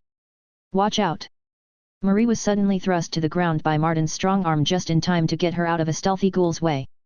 But the pounce landed on Martin instead. The rogue went down, knives flashing. "No." Marie jumped up and stomped the ghoul on the back of its head furiously until it dissolved, revealing an unsteady but living Martin from beneath. She extended a hand to help him up, cursing her carelessness. "Sorry, are you okay? Are you hurt?" "Just a scratch." "Don't worry, look to the front, reinforce that bit." Marie almost believed him, until he saw how unsteady the rogue was on his feet. She stopped mid-cast, staring at the blackening marks on his arm. "You got bit. Pa. Are you okay?" Martino shouted, dashing back to check up on him. "Get back, fool boy." Martin flinched, swaying on his feet, but his other hand kept moving, already throwing a steady stream of knives out. "I can hold up for a bit more." Marie bit her lip and turned back to her casting. But she also raised her voice. "Olivia! Get in here! We need a pill." Mireille saw Olivia dash out to the injured rogue, but the seamstress kept her eyes on the prize. The Plague Mother. The ghoulish woman had gotten a dozen zombies arrayed in formation around her, but they had all been bundled together by ropes. Mireille's strings and needles were busy at work as she struggled to hold the foe in, and Mousetrap by her side was using a steady stream of trap and rope skills to reinforce their binding. "This is working," Mireille said, panting heavily. "We can do this." Edmund nodded next to her and kept throwing more rope into the mix. "Just as long as another ghoul doesn't break free." "One's here!" Louis shouted from the other side. Mireille groaned as she saw another of the fast monsters break through the perimeter and rush to the Plague Mother's side, where it began tearing right through the layers of rope. "Shit! Fayette, can't you clean up faster?" Fayette realized that she had a problem. A zombie blood problem. Her plan had been to clean up the blood from the battlefield in order to charge up her skill and give the main foe a good bash to the head, but there was an issue. The longer the fight went on, the more zombies were arriving and dying. And more blood was flooding the streets. Much more than she could keep up with using her skills, even aided by magic. Her skill was weakening as the battlefield was gradually starting to become dirtier than it had been when she started. "Curses, I'll have to do this with an incomplete charge. Everyone, I'm using my skill. Go for it." "We've got her pinned," Mireille shouted from the other side of the zombie pile. Fayette began running in. Marie was holding up all right, and Martin seemed to have gotten steadier on his feet with the pill he had gotten from Olivia, but the fight was stalemated otherwise. Attacks were constantly being flung at the Plague Mother, arrows and knives, little bombs and spiked barbs, but she just kept on healing it all away as the flock around her grew. It wasn't strong enough. But Fayette's mop was brimming with power. "Now!" Louis shouted and pulled on his rope while activating a skill. The bundle of zombies was suddenly released from their bindings, unwound side by side, opening a clear path to the red-eyed woman at their center. Her skin was bulging with plant-like growths and the swirl of plague mana was growing, but Fayette cared not. She ran right in, lifting her broom up for a vicious overhead blow. 2 zombies rushed in from the sides, trying to stop her, but they only collided into each other as Fayette skipped right through. The Plague Mother saw her, and her eyes widened. Fayette smiled. "I've got you." With her full strength and speed at work, she got close and brought her mop down, finally letting her building charge go right at the bound woman's head. She hit her in a bright flash of blue and crunching bone. Fayette felt her mop break through something, then finally break itself, wood falling into splinters. She lifted her eyes up. The Plague Mother hadn't gone splat. She was smiling with sharp inhuman teeth, and her left hand, now a monstrous bulging growth, was raised up, though it was now reduced to ruin. She got a block up in time. "Got you," she hissed. Her jaw unlatched from her face, opening her mouth hideously wide as a thick, vile smog suddenly rushed out from her mouth right at Fayette. It covered the maid's face wholesale in a sickening cloud. But the boon laid on Fayette's hand flared and a protective layer kept it all just off her. Fayette jumped back in a panic and gave a sigh of relief when she saw that none of the cloud stuck to her. Thank the saints that worked. But the Plague Mother was still by her army, and her wounded hand was already being returned to normal. Fayette cursed and stepped back, rushing to reinforce the perimeter. That skill is complete horse dung. Olivia, your turn. The doctor hadn't yet been that active in the fight, but there was a reason for that. A very good reason. She was making preparations, setting the stage, preparing the grand final act. Because the Plague Mother was not yet a believer. When Martin had been struck, Olivia had rushed to his side with her pill held out clearly visible, yelling about how she was coming in to heal. And the Plague Mother had heard her and had watched. Those cold eyes had been focused on the doctor. And they had seen her medicine work. Placebo started to take its hold. She had then audibly started yelling out about healing and handing even more pills to the other fighters, all while the Plague Mother's eyes stayed focused on her. And finally, Olivia saw it in the monstrous human's eyes. Fear. She had become a believer. But one last part remained, a final bit to reinforce the effect to its absolute maximum. Are you sure about this? Olivia asked Edmund, watching the brawl going on all around her. The two were just in the middle of it all, in a way that let them fade into the ruckus, and the Plague Mother had lost sight of them completely. A useful skill from Edmund. I'm sure, Edmund said, nodding. The burly hunter kept his eyes focused on his prey, and his broad arms were ready. He had a pill between his teeth, ready to be crushed in his mouth at any moment. My capstone is an unbreakable hold, she won't be getting free from it. You'll have time. Olivia rubbed her forehead, trying to calm her rushing thoughts. But your ability requires touch contact. Are you really sure? Should a doctor really mistrust her treatment so? Edmund asked, eyes light. But suddenly he looked to the side and met Olivia's eyes, instantly deadly serious. I do trust your medicine. One of my friends was among the injured, and I saw how your medicine helped him recover. You have my gratitude. Olivia stared. It had been long since someone she barely knew had said such words of trust in her. She inhaled sharply, then breathed out, turning back to her quarry. Then, let's do this. Go. Edmund rushed in through the brawl, arms wide and ready to grapple, and he bit into the pill in his mouth. He was on the Plague Mother in 2 seconds, and suddenly the woman was clutched and bound in his thick arms. Iron-bound grapple. The Plague Mother began scratching and clawing wildly, emitting a thick haze of plague essence all around her, but the grip didn't let up one bit. And then the Plague Mother saw Olivia stepping from the front, slowly. Dramatically. Like an actor. In her hand, Olivia had an oversized syringe filled to the brim with a bright green liquid which was actually just one of her strongest poisons. But, she had written to the syringe's side, in white and easily legible bold letters. Cure, they spelled out. The Plague Mother's eyes widened and she began trashing even more in a wild panic. The other hunters snared and blocked off any zombies from near her, and for just a moment only Olivia and her stood there, with Edmund holding the woman in place in an implacable grip. No. No. Stay away. No. The Plague Mother wailed in a rasping voice, but Olivia just laughed. Ominously. Like she had practiced many times before. She pushed at the syringe just a bit, so that some of the liquid would drip out of the oversized needle head. Everything to craft that perfect mix of fear and belief. Hello, dear, Olivia drawled as she stepped forward slowly. Don't you know a disease must be treated with a doctor? Naughty, naughty, you've been, haven't you? No. No. Stop. Olivia prowled forward like a hungry lioness, and lifted her syringe up, like a dagger ready for a stab. This will only hurt a bit. For that instant, she felt the triumph of victory, and pushed her weapon down with the full extent of her pent-up rage, and then And then, bright pillars of light suddenly flashed all over the horizon, blinding Olivia. She flinched back, and as her head swirled, the doctor saw that the whole island had suddenly been encircled by a ring of magical light. And she remembered the words Cadeau had said to them. The Grand Magus will solve everything. It won't matter. No. Her eyes reddened and she jumped back at the equally stunned Plague Mother, trying to bring her syringe down for that final push. That final jab. That wind she so desperately felt a need for. But as she stepped forward, it was suddenly in slow motion. Her hand was moving a full second behind her mind. Olivia tried to bring her weapon down, but it was futile, because a skill had activated. Something far too strong. A skill covering the whole island under a veil of dominance. Everything was slowing down. Chapter 84.2 Crushed Part 2. Fayette tried to move, but it was like treading through syrup, like moving through water in a dream.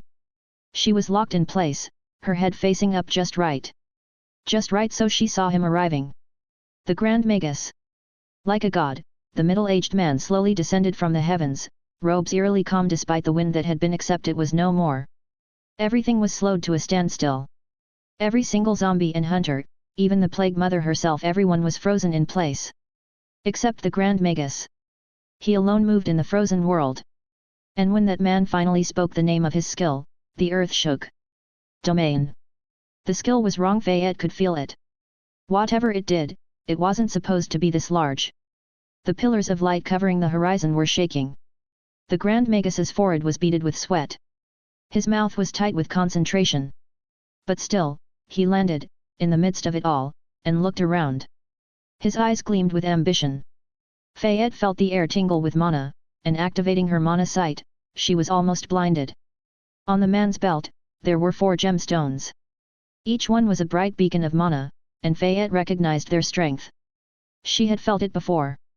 In the mines, she had found one ancient treasure, a bound elemental that had stoked noble greed. And the Grand Magus had 4 just like it hanging out in the open, on his belt. Stuck in place there, staring at that sight, Fayette finally understood what true power was. But the Grand Magus did not see her. He landed on the ground and looked about with calculating eyes, not at the hunters there nor at the zombies there, only the ambient mana. The battle frozen midway did not seem to interest him one bit. And then, finally, his forehead strained, and something forced him to say the words. Does anyone wish to challenge my claim? Fayette felt the power in the words and was sure everyone inside this zone heard them. She sensed a tacit question in them. If she was to respond. Fayette slowly started to move again, she started stepping forward to the Grand Magus, then there was a pop in the air. And suddenly she alone was unfrozen, moving once more. Fayette jolted to motion, stared at the man, and suddenly it was only she and him who stood there. But Fayette had a sense that the man still wasn't really looking at her, even if his eyes turned towards her. They saw a maid. You challenge me? He asked. Fayette was shaking. You, what are you doing? She pointed at the Plague Mother, then took out one of Olivia's pills from a pocket. We are curing the plague. Olivia was helping at the clinic with her pills until your notice stopped her. What are you doing? The man's brow creased and he stared at the pill in her hand and then turned toward Olivia. But though Fayette expected the doctor's eyes to be full of fire and fury, instead she saw fear. Olivia cowered from the man's eyes, and Fayette froze. What? Analysis, the Grand Magus said, and his eyes flashed blue. He stared at the pill, then waved a dismissive hand and gave Olivia a disgusted look. So, this was the case I learned about. Charlatan-type fakery, what an unpleasant thing. His eyes pierced Olivia's. You should be ashamed to masquerade as someone worthy. And then there was suddenly a cough.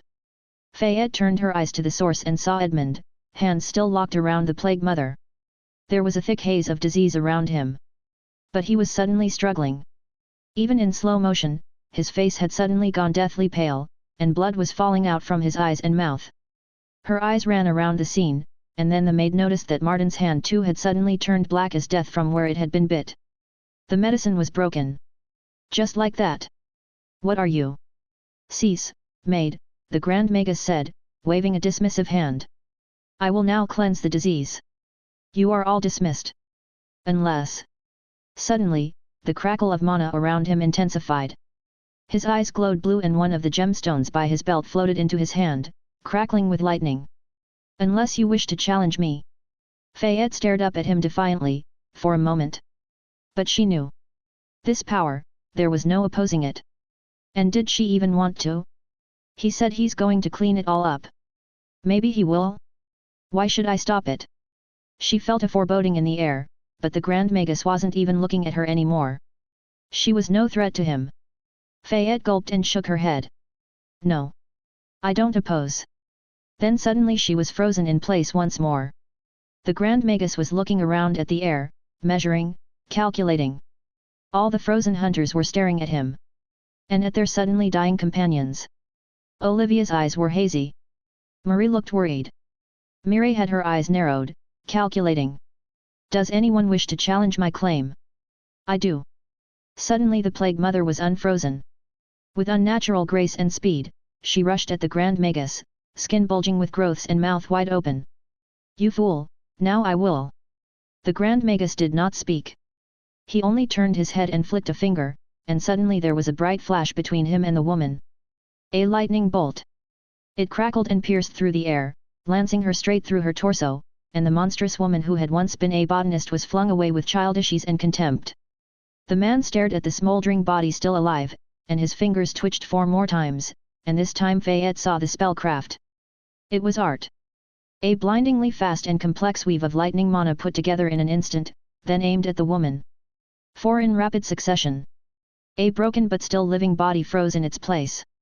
For a third time, the Grand Magus looked around, and this time he shouted out his challenge. Does anyone wish to challenge my claim? This time nobody did. It took a moment, but something was acknowledged, and the skill settled. The walls of light surrounding the island faded, and Fayette felt her body begin to move once more. But her maid sense told her of what had truly happened. The Grand Magus was growing.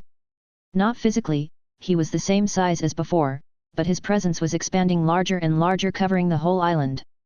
Fayette felt her breath catch. How high level is he? What is this? What is he doing? He wasn't wasting time.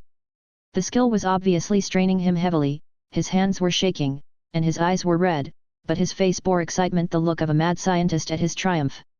The zombies were unfreezing slower than the others, so the hunters rushed away from them, and to their wounded friends. Marie was yelling for Olivia to come help Martin as Martino wept by his side, and the doctor wasn't responding, she was just staring at the world with hollow eyes that saw nothing. But Fayette couldn't take her eyes off him. She wanted to see. The Grand Magus waved a hand forward, and then the Plague Mother's smoking body was lifted to the air by a complex weave of air mana and brought near his eyes. It was the moment, Fayette could feel it. The Grand Magus was looking down at the body in front of him, but it was more like him staring at the whole island from up in the heavens. Finally, he reached for his whole domain and the authority he held there and activated a skill. Rend. Fayette saw it happen. Martin screamed and clutched at his hand as suddenly a million lances of mana flitted out from the Grand Magus, rushing all over the island. Some touched the silver-haired hunter's arm, and suddenly it was torn to shreds as all the plague mana within was violently and mercilessly ripped out. Edmund did not scream, for his whole body was suddenly ripped apart into bloody bits as the plague infesting it was pulled out wholesale through every inch of his skin. And it was happening everywhere. All the plague mana in the air, every bit of plague settled in the ground, every single rose that had been lain, and every single zombie and person who had any of it in him. Every bit received a violent trashing of mana as the plague got ripped out. Then it all started flowing. A grand river. An ocean.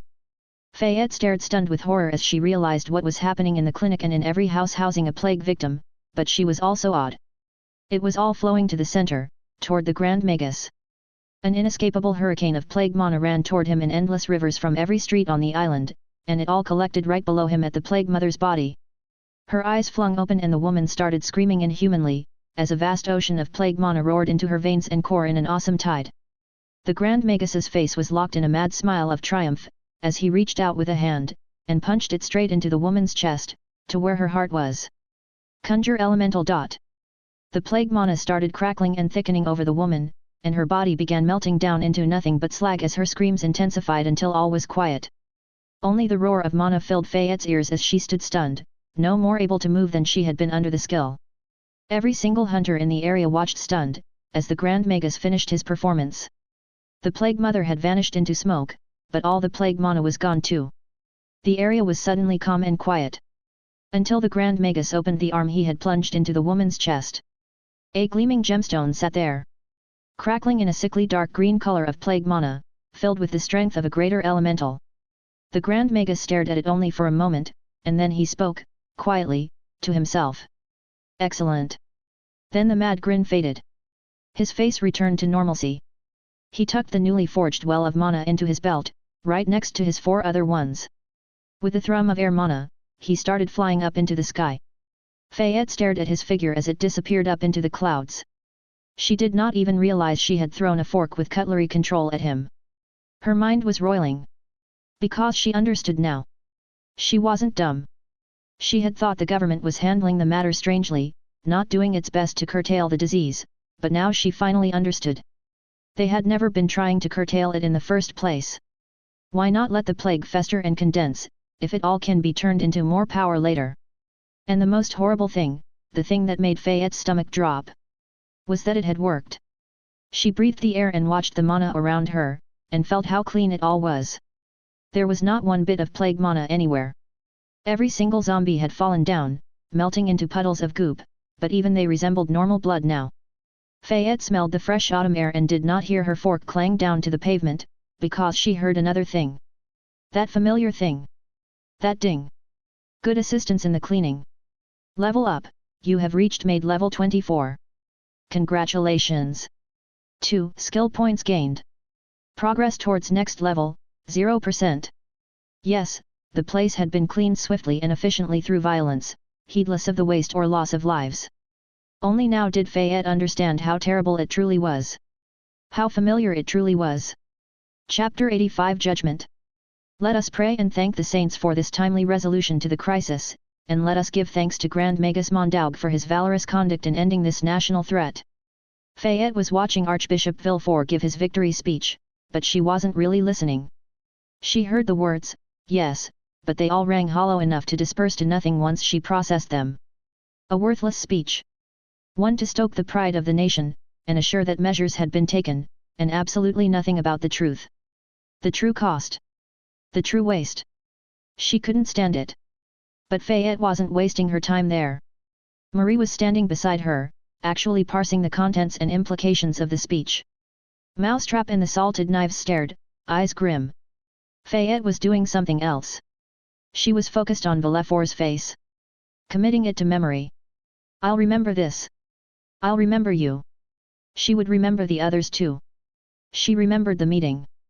3 great and powerful men had entered a rooftop lounge to discuss how matters should be handled, and the result. Fayette shivered. She had seen the clinic. Bodies with their innards ripped out as every last bit of the disease was forcibly purged and pulled out from the bodies with the harsh hand of magic. Mireille and Olivia were still there, trying to patch up the survivors as best they could, though Olivia had taken some coaxing. At least she's talking again. Olivia's circumstances angered her the most.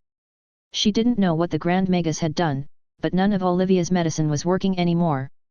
But she hadn't been allowed to heal, because that had not been the will of the meeting. Those 3 men had decided that this would happen. After the calamity, the hunters had found the Plague Mother's lair, and some surviving neighbors had helped identify her. A factory worker's wife. Certainly not a foreign saboteur. It painted a rather clear image really. The factory was a likely origin point for the disease, and one of the 3 men had owned it. Was all this just so there would be as little record of that as possible? Fayette felt it likely. But the true reason for all this. She remembered the Grand Magus's face best of all. How he had strode in like a saint, crushed everything underfoot, and channeled it all into power for himself. It stung at Fayette, even if she didn't want to admit the real reason just yet. But the speech was long, and Fayette already had the Archbishop's face memorized. She didn't want to watch Cadeau's self-satisfied preening at the stands any longer. So, she left Marie there and began to slowly stroll away from it all, toward the town that had been newly cleansed. Because it was time. The itch to her class was roiling. There was no more excuse to delay. She had realized the truth. It was time to face herself. The town felt eerie to Fayette. The damage and filth were still there, and so were most of the bodies, but survivors now walked the streets instead of the dead. They were gaunt figures with pale faces and skeletal limbs, but some bore a semblance of hope in their eyes too. They were all a sorry lot, but even amid the misery and filth, there was one key difference above all. The mana in the air felt clean. There was not one bit of eerie miasma to the air now. Fayette wasn't even wearing the plague mask anymore, she was finally walking the streets with her face open. She breathed the air and felt Nettie squirming in its bucket. But the ambient mana that hung above it all was just so clean. What a terrible thing! What a beautiful thing!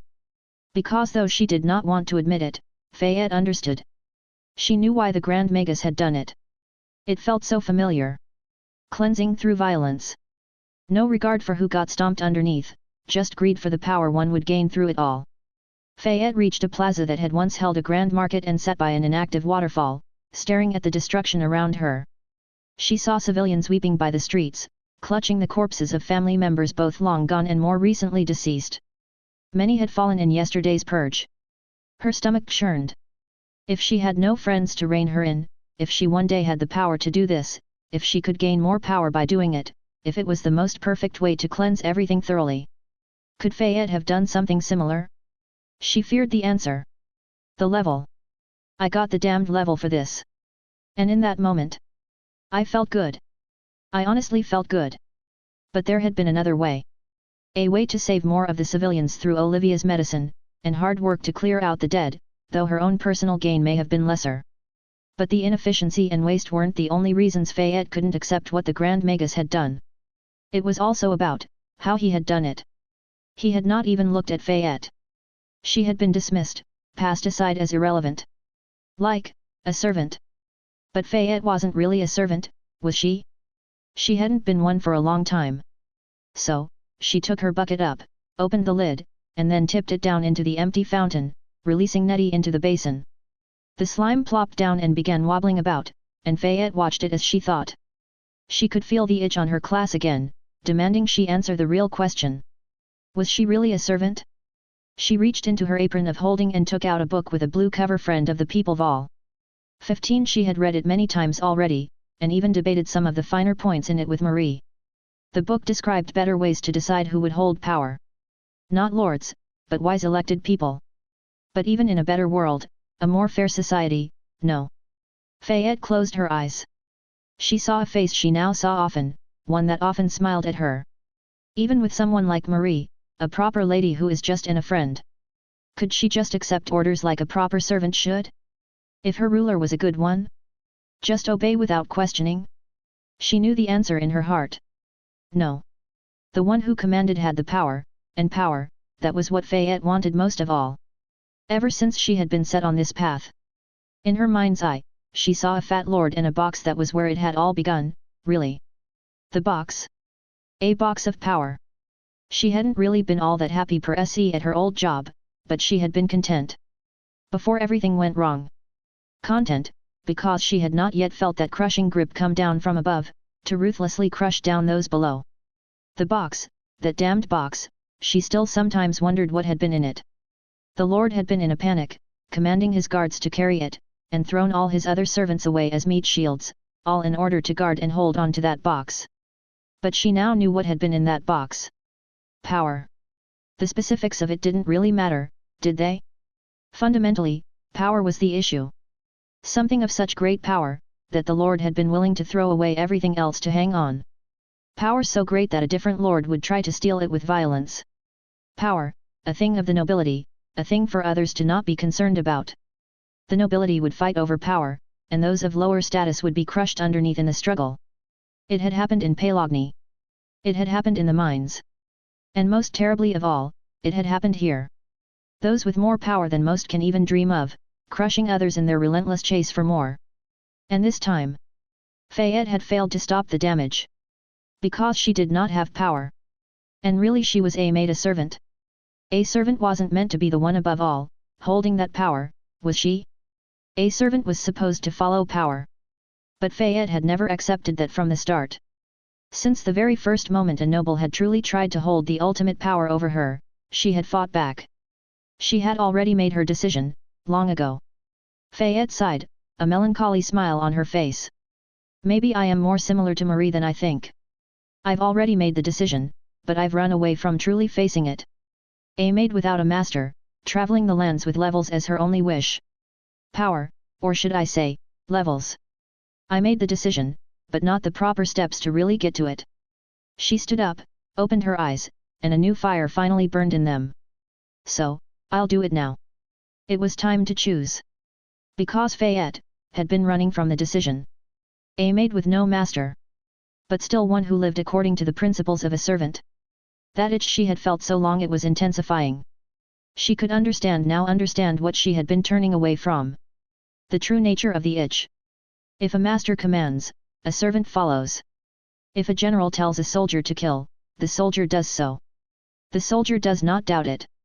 The servant does not hesitate. The servant does not bear the true weight of the decision. Why had it been so simple for Fayette to step on this path? Why did she lack hesitation so? Why was it all so instinctive? Why was it so easy for a maid to kill?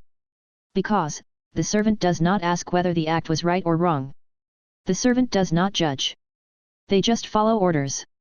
Because it makes it all so easy. So easy to slaughter bandits without care. Fayette snorted to herself, finally thinking back to that first pair of petty thugs in Paylogny. She had killed them so automatically, without even thinking about it really. Why? But she understood now. Back at the manor, she had never hesitated to kill the kobolds because they were just kobolds, monsters. But her lord, him she had judged. She had known his crimes and executed him due to their weight. But those thugs in Paylogny, when they had stepped into her path, she hadn't judged them like she had the lord. Maybe she could have, but the thought hadn't even entered her mind. She had treated them like the kobolds. Because, they were just thugs after all. Fayette had not hesitated for 1 second. Had her class smoothed out that decision? Had she wanted it to? Had it done it on its own? Was that the nature of a servant class? Fayette wasn't truly a servant, but she had been killing as if she was. Only occasionally giving thought to the act, but never judging. She had killed in the throes of anger, and with cold rationality. But she hadn't really judged and then killed. She had never asked herself if every bandit deserved it. She hadn't judged, except at the very beginning. The first lord him she had judged. Why did I not continue it? But Fayette sighed because she knew the answer in her heart. It was because she had hungered for levels. Hungered for her power. Those first thugs she had seen in Paylogny, she had killed them without a second thought. Maybe they had deserved it, maybe it was justified. But she had never asked herself that.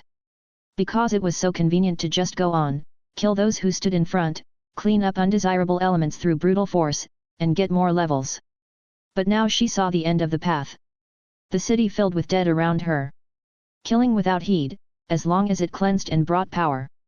If she went on, someday she might do something like this. That was why she had finally realized it. Only being on the receiving end of it did she realize the fault in her own methods. It felt horrifying, but also amusing to Fayette. She didn't know whether to laugh or cry. She looked down at her slime, Nettie, happily moving about in the fountain's basin, and shook her head. Because I've been thinking like a lord, haven't I? Thugs are just thugs. Bandits are just bandits. Servants are just servants. She felt a weight settle on her shoulders, that constantly present invisible observer. It was watching her now. Because it was time for her to choose. She could see the paths ahead. 3 of them, which had been offered to her all along, to offset the balance. First, the path of judging. Kill as a master would, not as a servant would. Strive to judge whether everyone truly deserves to die.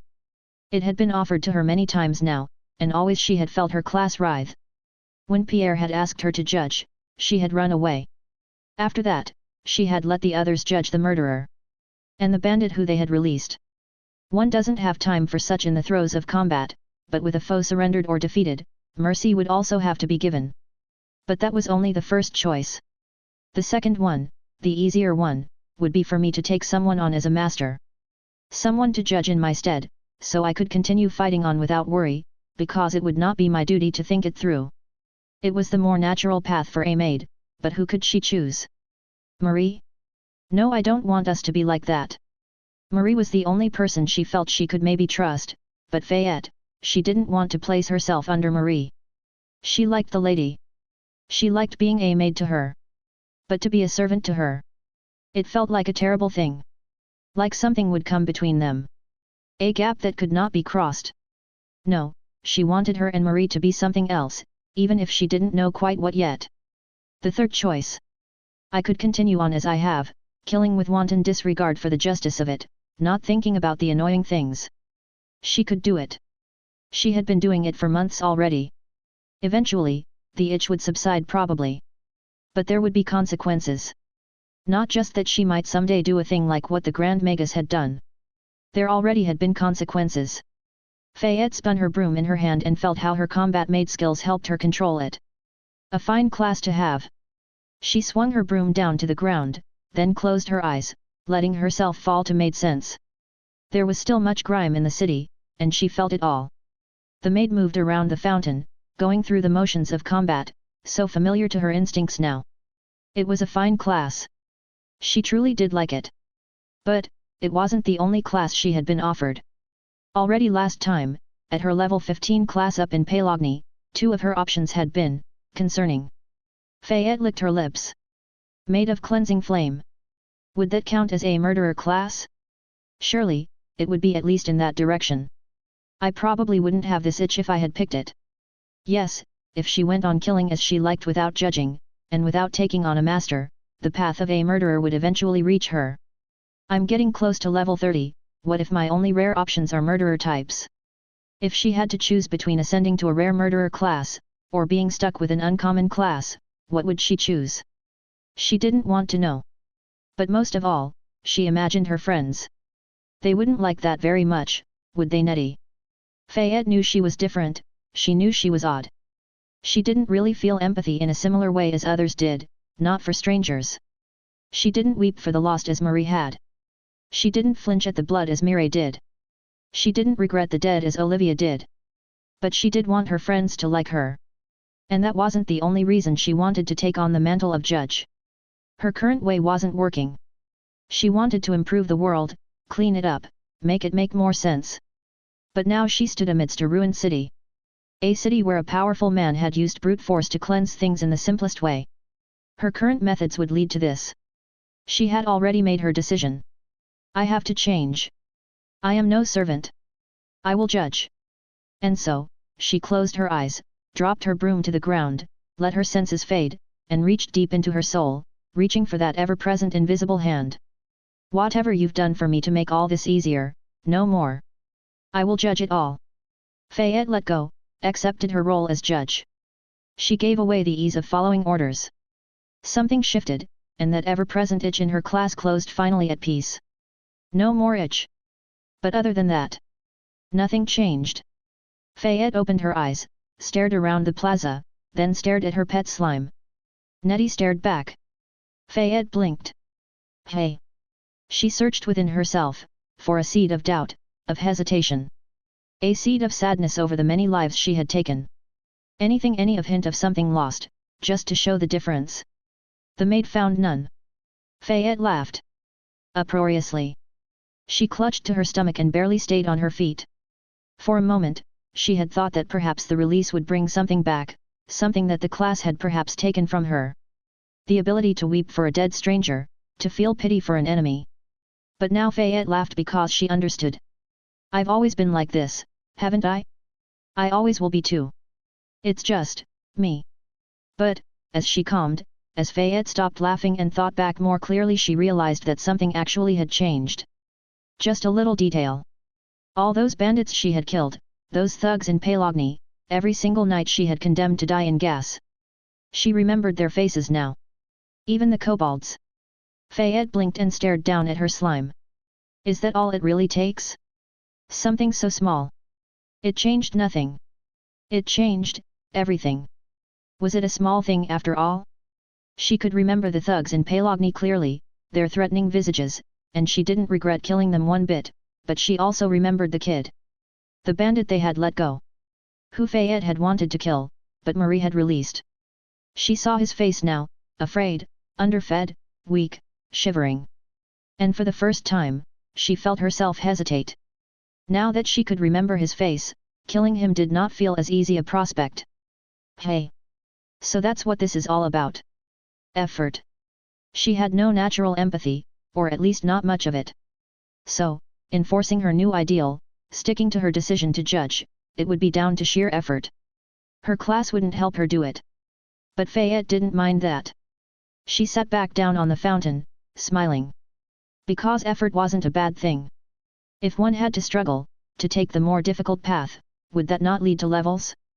Fayette relaxed the tension in her shoulders and watched the brightening sky all around her. It felt different. The sunlight felt warmer, though winter fast approached. Now that she thought about it, a maid might be a good person to act as judge. Though she wasn't a true servant anymore, she was still a maid, and maids weren't generally those who made the big decisions. No, it was important lords and ladies who did that. They made the decision. But a maid was often in that same room, where the decisions were being made. A maid could have a very good vantage point. Who else would be closer? Who else could be a finer judge? I bet that Pierre fellow never even sees his victims before he judges them. He can only act based on evidence. But Fayette had been here. She remembered. She had memorized the faces. Fayette smiled because she felt more sure of her path than she had in a long time. Is this what a combat maid with no master should be like? Surely, this must be the answer. She fixed up her skirt, then turned around on her seat by the fountain, turning towards its center, to where a slime wobbled about as her only audience. Because once more it was time for something new. It was time for her first judgment. Fayette looked left and right, saw once more the streets littered with corpses, and her smile slipped. Her anger hadn't truly faded, it was always there in the background, a steady beat of outrage. And she felt oh so angry. Fayette closed her eyes and tried to picture her future path, as a maid who would judge before she killed. So far, she had been just blindly stumbling along, fighting monsters where they popped up and killing anyone who stopped her. A lonely crusade against the world, but ultimately a misguided one. Because she wasn't really solving anything, was she? Yes, she had done some things in Palogny, but the factories still stood in their places just as before, and the same lord still ruled over it all. Yes, she had done some things in the mines of Aro, but those mines would go to another lord, and eventually, greed would strike again.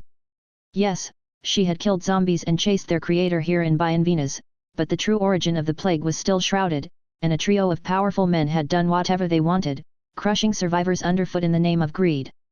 Fayette saw the light. She opened her eyes and stared at the sky, slowly taking something out of her pocket. A knife. Just a butter knife.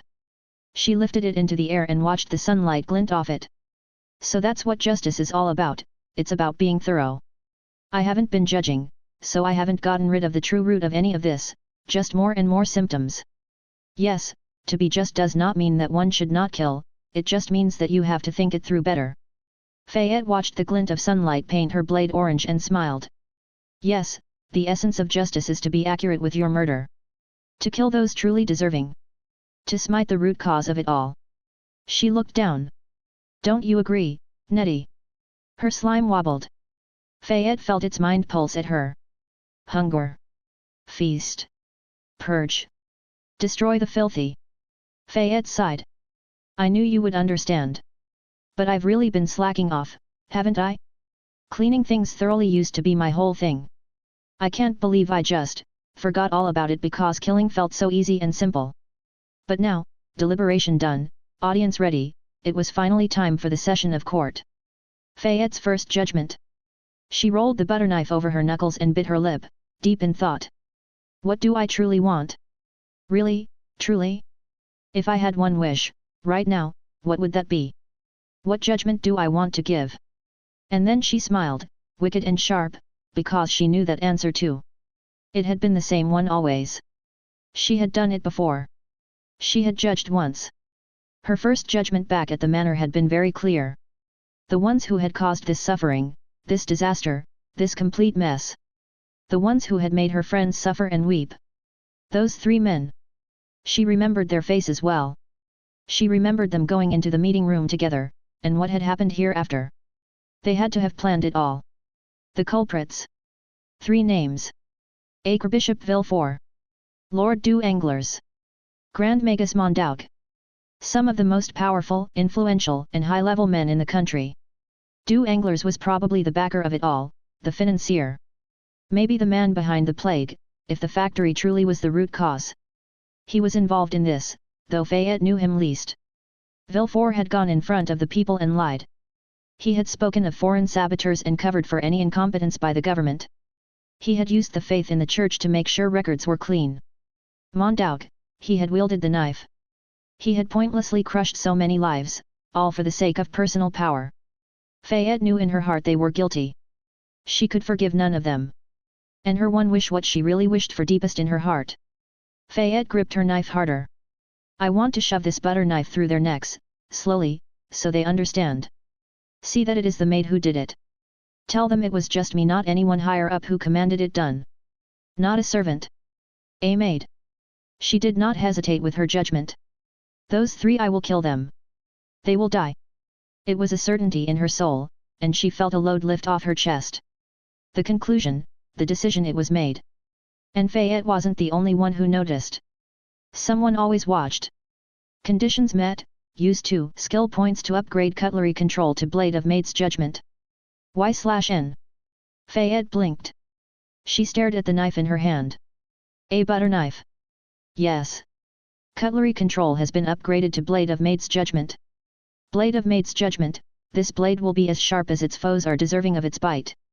Let the wicked cower at the maid's wrath. Fayette stared at the butter knife in her hand and felt at it with her finger. It was dull, just a normal butter knife. But she could feel it now. A tension. When the time came, it would be just as sharp as it needed to be. And she realized she recognized the knife. She furrowed her brows, puzzled, as a vague remembrance came. Have you come to me before? When she had attacked Marie's fiancé, had a butter knife not appeared in her hand, without her calling it? It had been in a row too, when Pierre had asked her to judge. Had a knife not appeared in her hand then?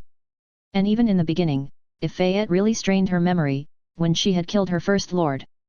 Had a butter knife not jumped to her hand? Have you been waiting for me? All this time? Hey! She stared down at the slime. Nettie stared back. Weird. Fayette flicked a hand, and the butter knife disappeared into nothing. Then she flicked a hand again, feeling at her new skill, and the knife appeared back in there. Easy as that. Hey, handy thing. But not enough. It was still just one blade. Fayette sighed, and rocked in her seat by the fountain, for though she had given her judgment that she would see those 3 men dead, she knew it would not be easy. Their party of 4. It would not be enough for something like this, that she knew. She couldn't just wait for them all to level either, she wanted to start doing this now. No more wasting time. But Fayette was not alone in chasing this sort of prey. There were others. Again, Fayette looked to her side, at the book she had laid by her seat. Friend of the people. She wasn't their friend, not yet at least, but maybe they could be hers. She opened the last page and took out a card in flowing handwriting. An invitation for her, from that journalist. Marat.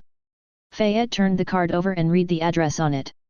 She knew the address by heart, but still, she repeated it, tasting the words. Jacob's Bell Tavern, Saint Jacques. The words tasted like blood. Fayette smiled wider. Yes, alone, it might be difficult, but with sufficient backing. Her knife would find its way. The decision had been made, and the path to it had been found, but there was one more step. And the smile fell from her face. The others. Her friends. What would they think of her conviction? Fayette stood up, dismissed the blade from her hand, and collected her book back to her apron. She took Nettie back into its bucket and started strolling back. She would convince them. Chapter 86 Bonds. Fayette found Mireille at the Hunter lodgings, in their shared room. The seamstress was sat upon her bed in a nightgown, working on a winter scarf under the light of a lantern. Char was lounging beside her on the bed, knitting a web of her own. Mireille looked up from her work when Fayette opened the door. Oh, there you are. I was wondering where you had gone off to. I had to think. About what happened. About me. About the future. You, thinking about the future. Fayette sighed and slipped inside the room, closing the door behind her. She slumped down to her own bed and leaned back against the wooden wall. No jokes, not right now. This is serious. Mireille gave her friend an odd look, then put her seam work to the side. All right then, what is it? You do look like you've made a decision. Fayette took in a deep breath. I'm going to kill that Grand Magus guy. Mireille blinked. She rubbed her head. Sorry, did I hear you wrong? No, you heard it right. Not only him. That Archbishop too, and the Lord who they met with. All three of them. For justice. Are you serious about this? Deathly serious. Mireille studied her friend's face, trying to see what thoughts were roiling in the maid's mind. You really are, aren't you? What brought this on? No, wait. That's not the right question.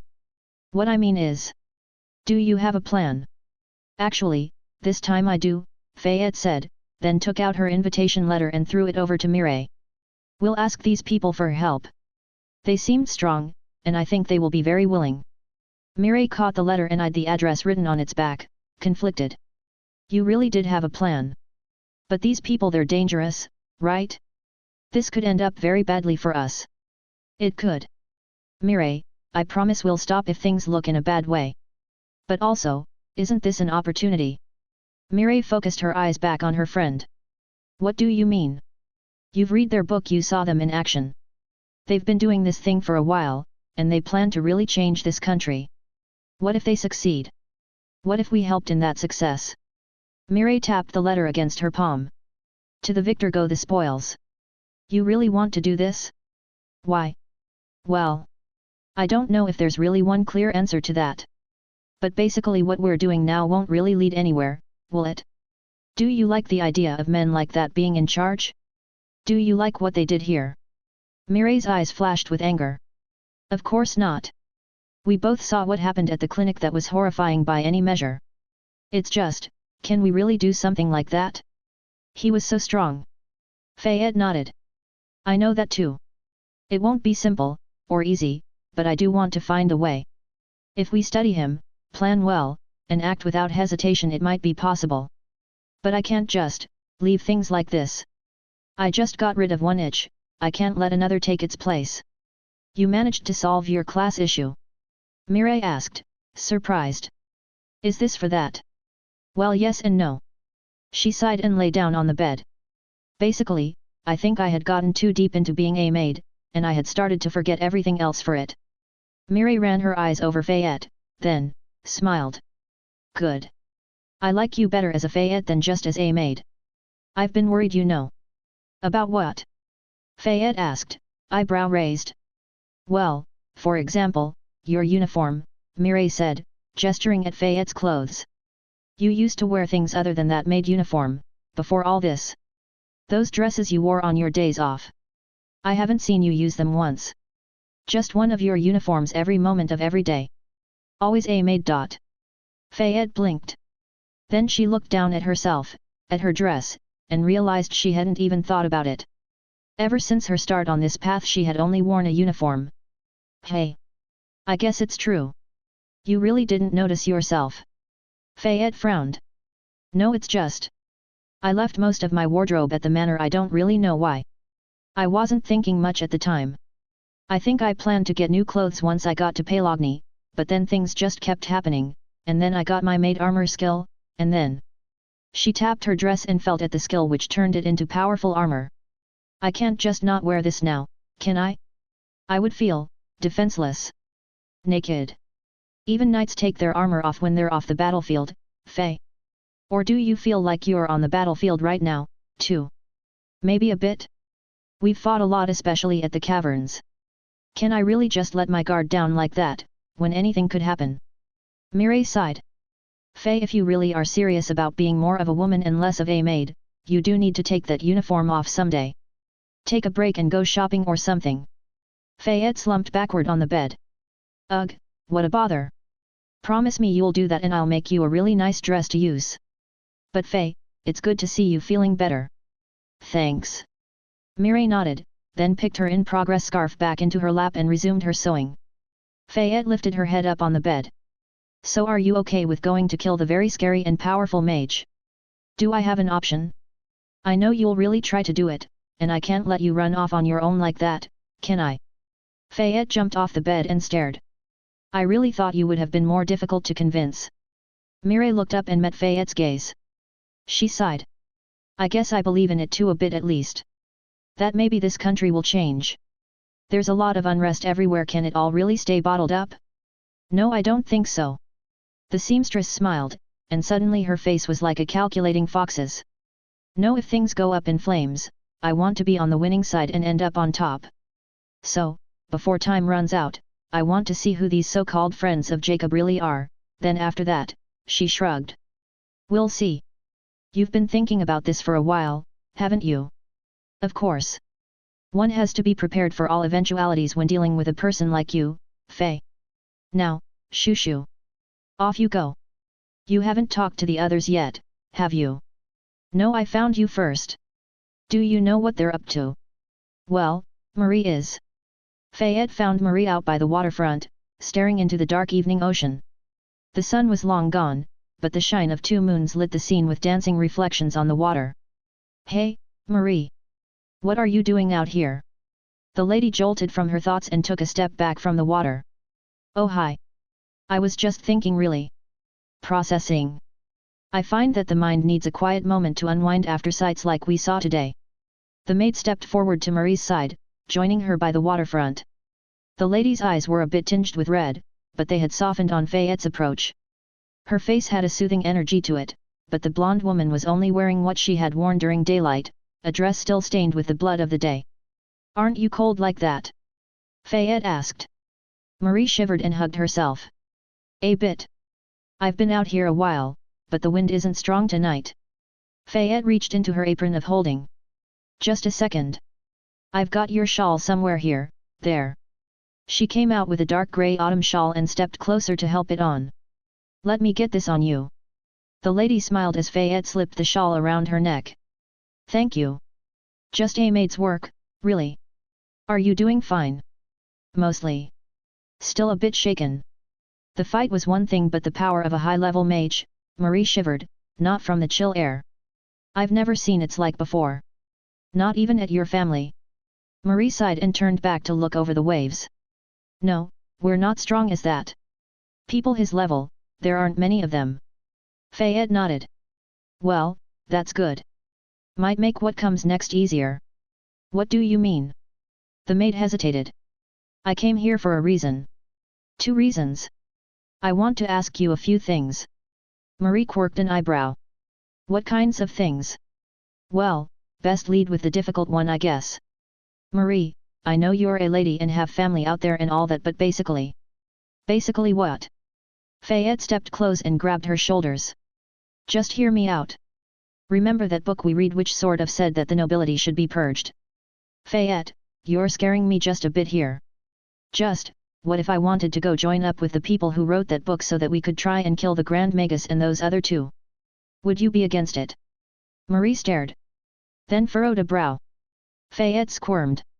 Look, if they try to kill you, I'll promise to. Fayette. The maid paused. What? Marie gave her an odd look. Overlooking everything else you just said for a bit, do you think those people are really raring for the blood of all nobles? That Pierre fellow certainly seemed eager. Fayette, those people, Marie sighed, then picked the maid's hands off her shoulders and stepped closer to the ocean.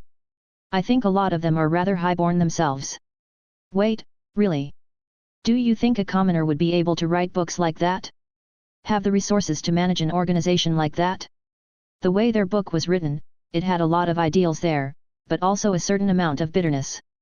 Not all nobles are satisfied with how things work right now, you know. What do you mean?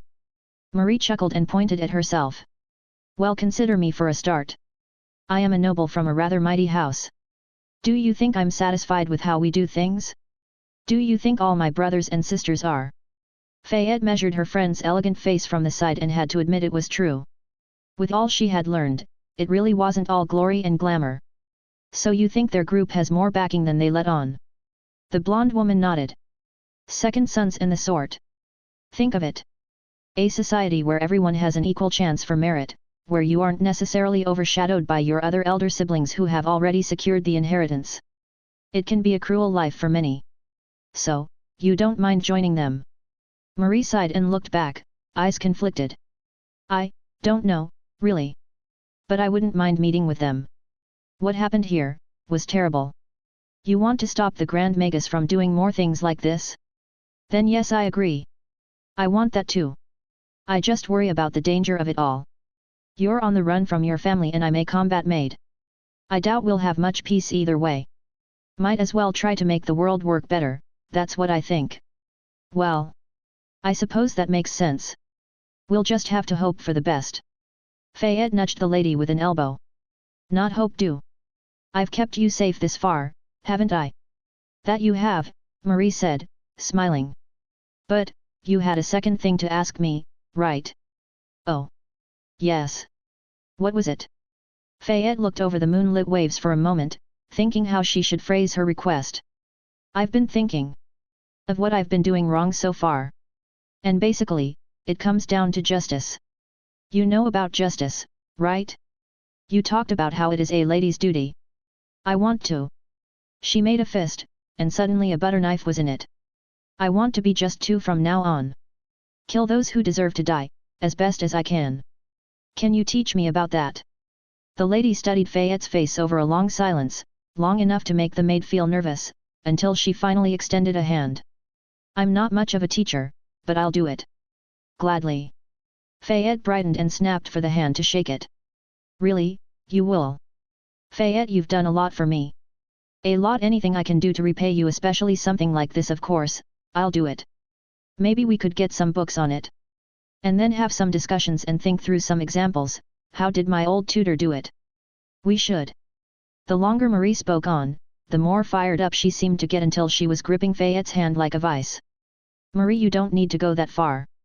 The lady caught herself rambling and jolted back 3 steps. Oh. Sorry. But I'll do my best. Thank you. Marie gave her friend a curious look. What brought this on? You didn't seem to care much for the points of ethics before. Fayette sighed wryly. It's just, look. I know I'm different from you all. I don't really have a heart like you all. I can't care for strangers like that. But, it would be nice, I suppose. To be more of a working person too, not just a maid. Mireille noticed I haven't even been wearing anything but my uniforms for months. It's just, not correct. I know it's not. I think you're a perfectly fine person as you are, Marie said softly. But if you do want to change, she scanned Fayette up and down. To be honest, I thought you only wore uniforms as a matter of personal principle. You in a normal dress? That's, she giggled. I want to see it now. The words warmed her to the core. Maybe you will see it. Mireille did promise me a new dress, Fayette rubbed her forehead. It's just, will I really be able to wear it? Going without my maid armor, I would feel so nervous. Like something bad would have to happen. Marie stopped grinning at the thought of Fayette in a pretty dress and gave the maid a worried look over. You're really that wound up? Even now? All the monsters got cleansed from this island. You saw it as well as me. Do you feel tense even now? Fayette looked around her, at the dim courtyard where arrays of windows felt like they stared at her and where a dark ocean was only a few steps away. She wasn't afraid, or nervous, not really. But she was ready. Watching and waiting. Ready to react if anything were to suddenly change. I know that nothing is lurking out there, probably, at least my senses are sharp, but what if? Honestly, yes. A bit. How long have you been feeling like that? Marie said, looking worried. It can't be good for you. Being ready to fight at any moment, nobody should live like that all the time. Fayette thought back, as long as she could, and honestly it was that first moment. When that kobold crashed through a window. She had entered a fight or flight mode new to her, and never really completely let go of it after. Because in a way she liked the feeling. A few months now, I think. It wasn't like this right away, but especially after being stuck in the mines. I can't imagine letting my guard down completely. Even when sleeping, I wake quite easily. At every creaking floorboard. Marie studied her face, then slowly stepped in closer. Fayette, close your eyes for a moment, for my sake, all right. The seriousness of her tone made Fayette pause. The lady's lips were set in determination. Her blue eyes stared Fayette down and her curls blew in the night air. Why? Fayette asked, feeling oddly nervous. Marie stepped closer. Just trust me on this. It's for your own good. Fayette hesitantly nodded and closed her eyes. I guess I can do that, I still have my... No peeking with your maid sense or anything of the sort. I'll feel it. Okay, I'll stop. Fayette said, letting go of the skill. Suddenly, her other senses were closer. She felt every bit of the cold night air on her skin. A tiny bit of wind bit into her skin. She couldn't see anything and heard only Marie's approaching footsteps. Her heartbeat quickened. Are you still feeling jumpy? Nervous? More than before, I think. Can I open my eyes? Nope, stay just like that, Marie said, almost right in front of Fayette now. She heard the rustling of fabric. Her shawl? What is she? Warmth. Suddenly, Marie's shawl was wrapped around Fayette, and the lady had grabbed her into a hug against her shoulder. Soft arms wrapped around her body, and Fayette felt the fingers trail along her back. She froze in place, feeling a growing warmth. Still feeling jumpy? Marie asked in a whisper by her ear. I'm not sure. Fayette wasn't sure what she was feeling. Not at all. I didn't expect this. Marie giggled softly. Were you expecting something else? Something more. What was I expecting? Fayette really wasn't sure. I don't know. What are you doing? Hugging you, silly. Just keep your eyes closed and relax. No enemies are about to attack. You've got your uniform on, no reason to not be as comfortable as possible. Just let go. And Fayette did. She leaned into the hug, crouching a bit so she was more level with the shorter woman. She felt a warm breath by her ear. All of it felt good. Slowly, she brought her own arms around too, wrapping them by the lady's waist. Just darkness, soft breathing, and a softer touch. I think it's working. You feel more yourself? Less wound up? I do think so. Do you have other ideas too? I've been so focused on my tasks until now, I think I've let other things drift by. Perhaps a hobby? Have you been reading lately? No, not really. I haven't been feeling it. The same old books, they just feel dry, so I haven't been reading much at all. I guess I've still collected a few shiny rocks, but that's not really a hobby like that.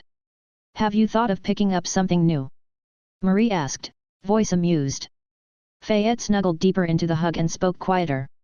Maybe. It might be a good idea. I combined a skill a while ago, and I haven't put the freed up general skill slot to anything just yet.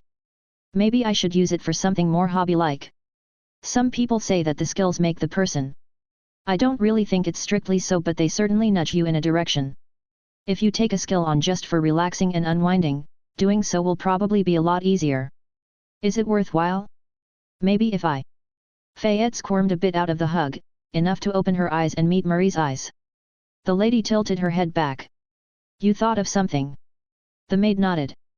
Marie, you know a bit of dance, right? Do you think that might suit me? As a hobby? I think so. You do move with natural grace. Why dance? I do like to hum and move along to a rhythm, and even fighting is like that sometimes. It feels odd to take a skill just for a pastime, but what if it's something that can also be used for fighting? I might even get a good skill upgrade from it for something. Marie chuckled wryly. And you're right back to thinking about fighting. Oh, Fayette caught herself, and blushed. Sorry. But I'm not tense about it now. I'm just teasing you. If a skill like that feels fitting, do take it. Fayette nodded. I will. Thank you, Marie, I think this really helped me. You're welcome. We all need a bit of warmth sometimes, even you. Marie paused, then slowly her face turned coy. By the way, you were wrong. About what? Fayette asked, suddenly tense. Marie leaned forward, bringing her lips to Fayette's ear, and her fingers trailed at the maid's back. You do have one. I can feel it. Her fingers gripped at the maid uniform's fabric, feeling at the pulse underneath. Marie giggled. A heart, and it seems to be working perfectly fine. You. Fayette pushed herself off as Marie fell into a fit of laughs. She stared at her friend, face reddening. Don't tease me like that. Marie smiled. I was only speaking the truth. I didn't know she had something like that in her. Fayette shook her head as her pulse calmed. Her cheeks felt hot. Well, thanks for agreeing to help me. And all that. And... She paused mid-step from walking away and turned back. Marie, we promised to go see a play together, right? When I get that new dress from Mireille, let's do that. The lady beamed and nodded eagerly, starting to follow Fayette. Of course. Just need to go to places where those are available. Wait, where are you marching off now? Olivia. She's at the clinic, right? I still need to talk to her about the next step. And Marie paused, her face falling. Oh! Fayette stopped and turned back. Something wrong? The lady shook her head. No, it's just. She's really not in a good way right now, I think. This hit her hard. Talking might do her some good. Make sure she's all right, will you? The maid nodded and held out her hand, summoning a blade into it. Don't worry, I think what I have to say will cheer her up quite well. Going from Marie's warmth to Olivia was like jumping into ice-cold water straight from a hot bath. The doctor was still awake despite the late hour, seated by a fading fireplace where she stared at the embers with hollow eyes. Her hair was ragged and her eyes were sunken. The stench of liquor was thick in the room. Fayette hesitated at the doorway, but then Olivia turned her way from her perch by the fire and gave a nod. Fayette answered with her own and stepped in. Still awake? Can't sleep, Olivia answered, turning back to the fire. You look happier. Did something good happen? Fayette stepped in carefully and sat down on the cold floor. A lot has happened. But mostly I've been thinking about what to do about all this. What do you mean? Olivia, you can't forgive what the Grand Magus did, right? The doctor's eyes flared. Fuck no. How could I? Fayette nodded. That's good. What's good about it? Because I've decided that we will go kill him and the others, Fayette answered and threw her invitation card to the doctor. We'll go to this lot for help. Olivia only looked at the card for a second, then threw it right back. All right, I'm in. No, we have a real chance here, and the others agree and wait. You're in? That easily? Olivia snorted and threw a stick into the fireplace, where it quickly caught fire. Of course. I'll take any chance to get back at that bastard. What does it matter whether we actually succeed? I don't care. Whatever ends up happening, I'm in. Fayette slowly turned to look at the fireplace. I guess I can understand, even if I don't really know what exactly he did to you. I just think what we were doing before wasn't enough. We need to organize better. Plan better. Strike at the root cause. Olivia groaned and slumped down onto her back. I can't believe you realized it before me. Realized what? The doctor lifted a hand filled with the calluses of hard work up and stared at it as the fire-lit shadows danced upon the palm. It's just an issue I had. A lie. I knew I had told a lie to someone, but for the longest time, I couldn't understand what I had lied about and to whom. It was driving me mad until I finally realized it today. Who did you lie to? Fayette asked curiously, looking down at the doctor. Olivia turned her head and grinned terribly. Oh, that's the best part. Myself. You know, when I joined up with you in Palogny, I did it because I told myself this was how I could make a difference. A hunter doctor, surely I would finally receive some respect. She laughed sardonically. Fat lot of good that ended up being for. Who was I fooling? It was a pretty dream. Fayette held the doctor's gaze, and slowly pulled out her knife, letting it shine against the glow of the crackling fireplace. She spoke slowly. You know, Olivia, we do fit together pretty well. What do you mean? The gloomy woman asked, rolling to her side so she faced Fayette fully. The maid spun the dagger in her hand. It's just, we all have our roles. Mireille is thinking of the future, of the consequences. Marie thinks of what's right and makes sure we don't collapse. She keeps us steered on the right course. I am the one who does what needs to be done. And me? Olivia asked. What's my role then? Fayette tossed the butter knife over. Remember what they did? We won't forgive this, we won't let them get away with this. Even if it ends up taking a while, keep that grudge sharp. Remind us so we stay focused. This I swear we will kill those 3 men. Olivia picked up the butter knife, curious, and tested it against her finger. It bit through the skin like butter. The grudge was deep. The judged were deserving. The knife would be sharp. The preparations to leave on the following day passed fast. The hunters passed back to the mainland in giant gondolas and said their goodbyes. After a moment's hesitation, Fayette walked over to the grim survivors of Mousetrap and the Salted Knives, and passed a card and a book to them. She had the address long memorized. Then, after a quick round of goodbyes, it was time to set off toward something new. But before that, one more thing happened. Fayette and her party escorted a gaggle of orphans to wagons which were ready to carry the children toward a new city and a new orphanage. Tearful goodbyes were exchanged, and the wagons rolled out. The following morning, when the wagons had already traveled a great distance, the caretakers noticed their mistake. One of the orphans was missing. More specifically, one orphan boy with a grand dream had slipped away from the carriages as they left town, intent on chasing his future goal. One day he would become legend. With bated breath, Haley, the boy who dreamed of apprenticing himself to the greatest of maids, stepped into the inn where his fate would be determined. Chapter 87 Part 1 Epilogue. Jacob sat in his tavern and watched his people with eyes that saw not faces, but fire. Little fires and big ones, soldering embers and roaring infernos, all types were present at his tavern. And it was his job to stoke them, to make sure the fire kept growing and growing until it set the nation to flames. That was the duty of a revolutionary hearth keeper. Even if some flames were fickle. Mara, sitting opposite him at the table, slammed a fist down. You have to get me more funds, I mean it. If the printing presses went down, you have to show more results. Jacob shouted back, grinding his teeth. Every time we meet, you ask for more money to fund more printing presses, but your work's popularity has been stagnating. Your writing is still too high-minded. Think of the common person more. You need more drama. Mara waved a dismissive hand. Don't worry about that, my next volume is certain to set the coffee shops ablaze. The issue is just that we can't print and spread in one location for that long before the authorities catch on. If we had more consistent venues. Then write more subtly. Smile to their faces while hiding a dagger behind your back. Make sure the censors have nothing to notice. Jacob sighed and rubbed his forehead. Mara, I appreciate you, but...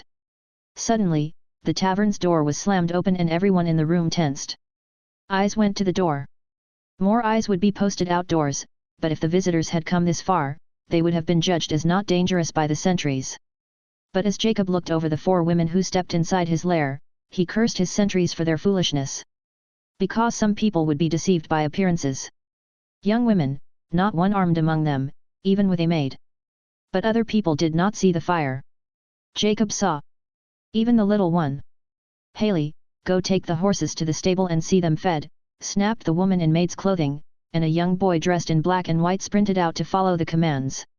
He still hasn't lost his spirit, a messy-haired one with the face of a fox said, stepping into the tavern. And he is learning fast, the one with golden hair and a refined bearing commented, following the first 2 in. The last one, dark hair and gloomy eyes, did not speak. She only scanned the place and followed through. Until all 4 stood there in the doorway. So this is the place, the maid said, running her eyes through the room. Jacob turned in his seat and regarded the 4. The 4 who were much more dangerous than they looked. The foxy woman had the fire that burned the least bright. Jacob knew the type. Not much conviction, but the fire's fickleness could be stoked with the proper motivation to achieve great things. The refined one had a soft, gentle flame. A conviction of kindness that felt sorrow whenever it was forced to burn those who opposed it. A rare one among her type. Jacob could recognize a lady when he saw one. The gloomy one had potential, but her flame was flickering. It could roar into an inferno, but it had been tested and found wanting. Her type did well in his service. But the 4th. The 4th.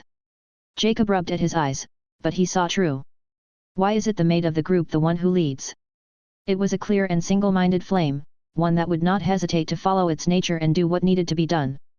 The conviction of one who was sure of their path, and knew what needed to be done. The exceptional ones. Or the crazy ones. Pierre was of that type. And the maid's eyes found him. Or the man by his side. Mara. So, you really were here.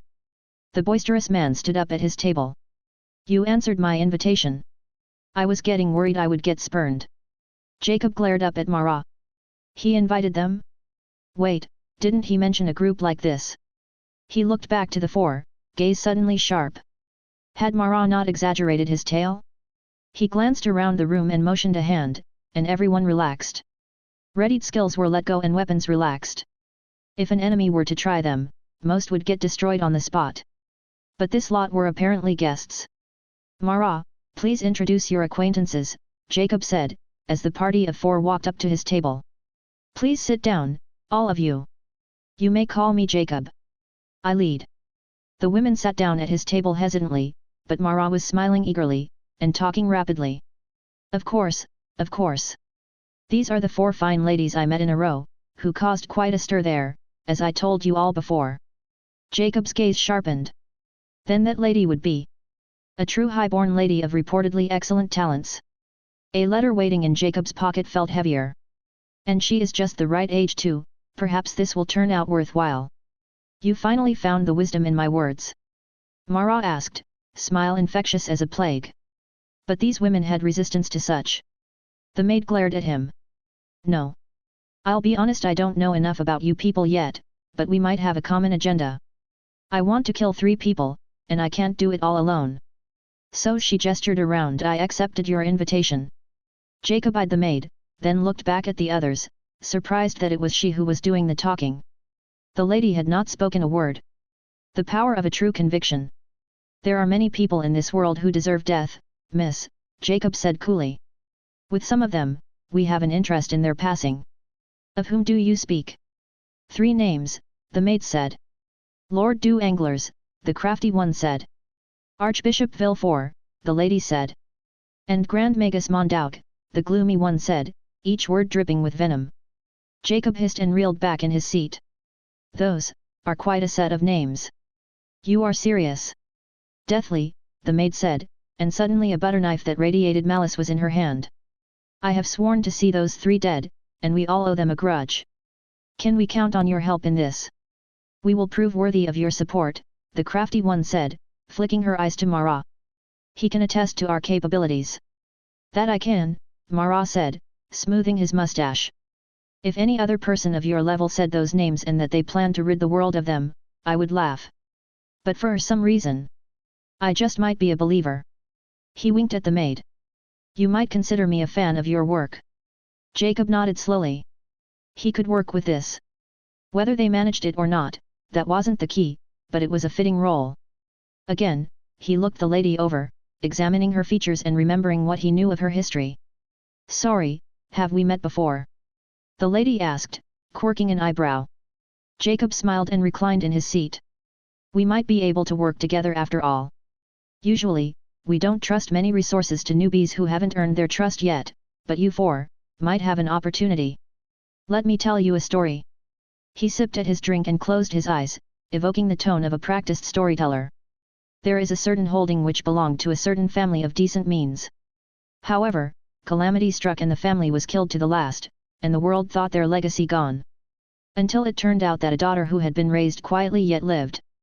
A girl of great beauty, magical talent, and of a marriageable age. He opened his eyes and looked over his audience. Naturally, such a story provoked sympathy. An unmarried woman with an estate of her own, at just the right age? Interested parties made inquiries, and arrangements were made. Of course such a woman shouldn't waste away at her cold estate, all alone. No, it would be of vital import that a fine lady like her should rush to the center of civilization, and meet her peers at the proper society of nobles in Saint Jean. An invitation was sent, and the girl started her travels. But the carriage has been late, and the girl has yet to arrive at her destination. Where has she gone off to? The people of interest are very interested in the fate of this girl. He looked over his enraptured audience. Do you understand what I'm saying? The maid sucked in a breath of air. Did you make that girl disappear? No, the crafty one said, eyes sharp. Wrong question. Did that girl ever exist from the beginning? Jacob nodded at her and smiled. Who knows? But he reached into his breast pocket and drew out an envelope, which he threw down to the table. The invitation is certainly real. He looked at the lady. A lady who had received appropriate education, who was of the appropriate age and bearing, who had the necessary magical talent, and who was interested in joining their cause. And as he saw from her flame, her level was right too. The role is set, but we have been lacking an appropriate player for it. Jacob pushed the envelope forward, and the lady snapped it up and began reading its contents. The revolutionary smiled. All of the 3 men you named reside there at Saint Jean, and were you to answer the invitation, you would certainly come into close contact with this Grand Magus of yours. After all, is he not the Dean of Saint Jean? He locked eyes with the lady. So, Miss du Noël, you wish to get close to du Anglers, Mondauk and Villefort? Here is your chance. Let us discuss the terms of my offer, and what services I would need of you. The fire was already roaring brighter in the 4 women, so Jacob laughed, for he knew what the answer would be well before it came. The maid was almost vibrating in her seat with eagerness. Well, miss. Are you interested in stepping into this role, and becoming the Countess du Montchrest? Part 1 Author's Retrospective. Finally, it is done. Part 1 is finished at about 260k words, after 5 months of writing and 3 months of hiatus. I've seen other authors like Temple write retrospectives like these, and I've always liked reading them, so I thought to do one of my own. Here, I'll gather my thoughts on writing Maid to Kill so far, what I've learned, direction for the future, etc. If this type of thing interests you, read along. If it doesn't, you can skip this without worry. First, some background. About me. Maid to Kill Part 1 is actually the first major writing project I've ever completed. I don't count Rock, so this is a pretty big milestone to me. I only started writing fiction a bit under a year ago, so I am still very new to all this. Look how far we've come. As some of you may know, this is actually my second attempt at writing a web novel. My first story was a cultivation comedy about a silly sect leader, and it was also the first piece of fiction I ever wrote. That's right, I started publishing my writing right from the very start. Chapter 1 of that story is genuinely the first bit of fiction writing I ever did. Nothing makes you improve quite like Royal Road comments and reviews from day one. Before that, I was mostly reading an insane amount of books. I basically went down the pipeline of actual books, light novels, machine translations, Chinese web novels, Western web novels in about 2 years, after which my reading addiction got so severe I decided to exorcise it once and for all by trying my hand at writing. Sect Leader reached 400 followers on Rising Stars, which is amazingly good for a first work. My initial goal had been only 200 followers, also ambitious. However, I wasn't satisfied. Few ever are. We web novel writers tend to always crave more success, and seeing as the reviews for Easygoing Sect Leader were very mixed, I wanted to try something new. Easygoing Sect Leader was basically my attempt to see whether I could write fiction at all, so I chose to write a self-insert character to make things easy for myself. However, the issue with the FIC was that it was my self-insert, and as a result, rather strange. Most RR readers didn't really like him very much. The concept. For my next story I wanted to do something different. First, I wanted to try writing a lit RPG. I had only read like 3 lit books at the time, so it was very new ground to me. But what kind of lit RPG should I write? That was the question. A large part of a web novel's appeal comes from their main character, so I started by thinking about what kind of main character I should do. I had noticed that while combat maids are a popular trope in anime and light novels, there aren't really any good stories with one as the main character. Additionally, most combat maid characters are basically just ninjas or assassins in maid cosplay, which always felt a bit lazy to me.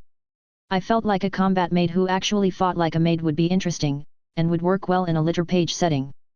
This is why Fayette does not fight with knives or other more conventional weapons. But back to the story.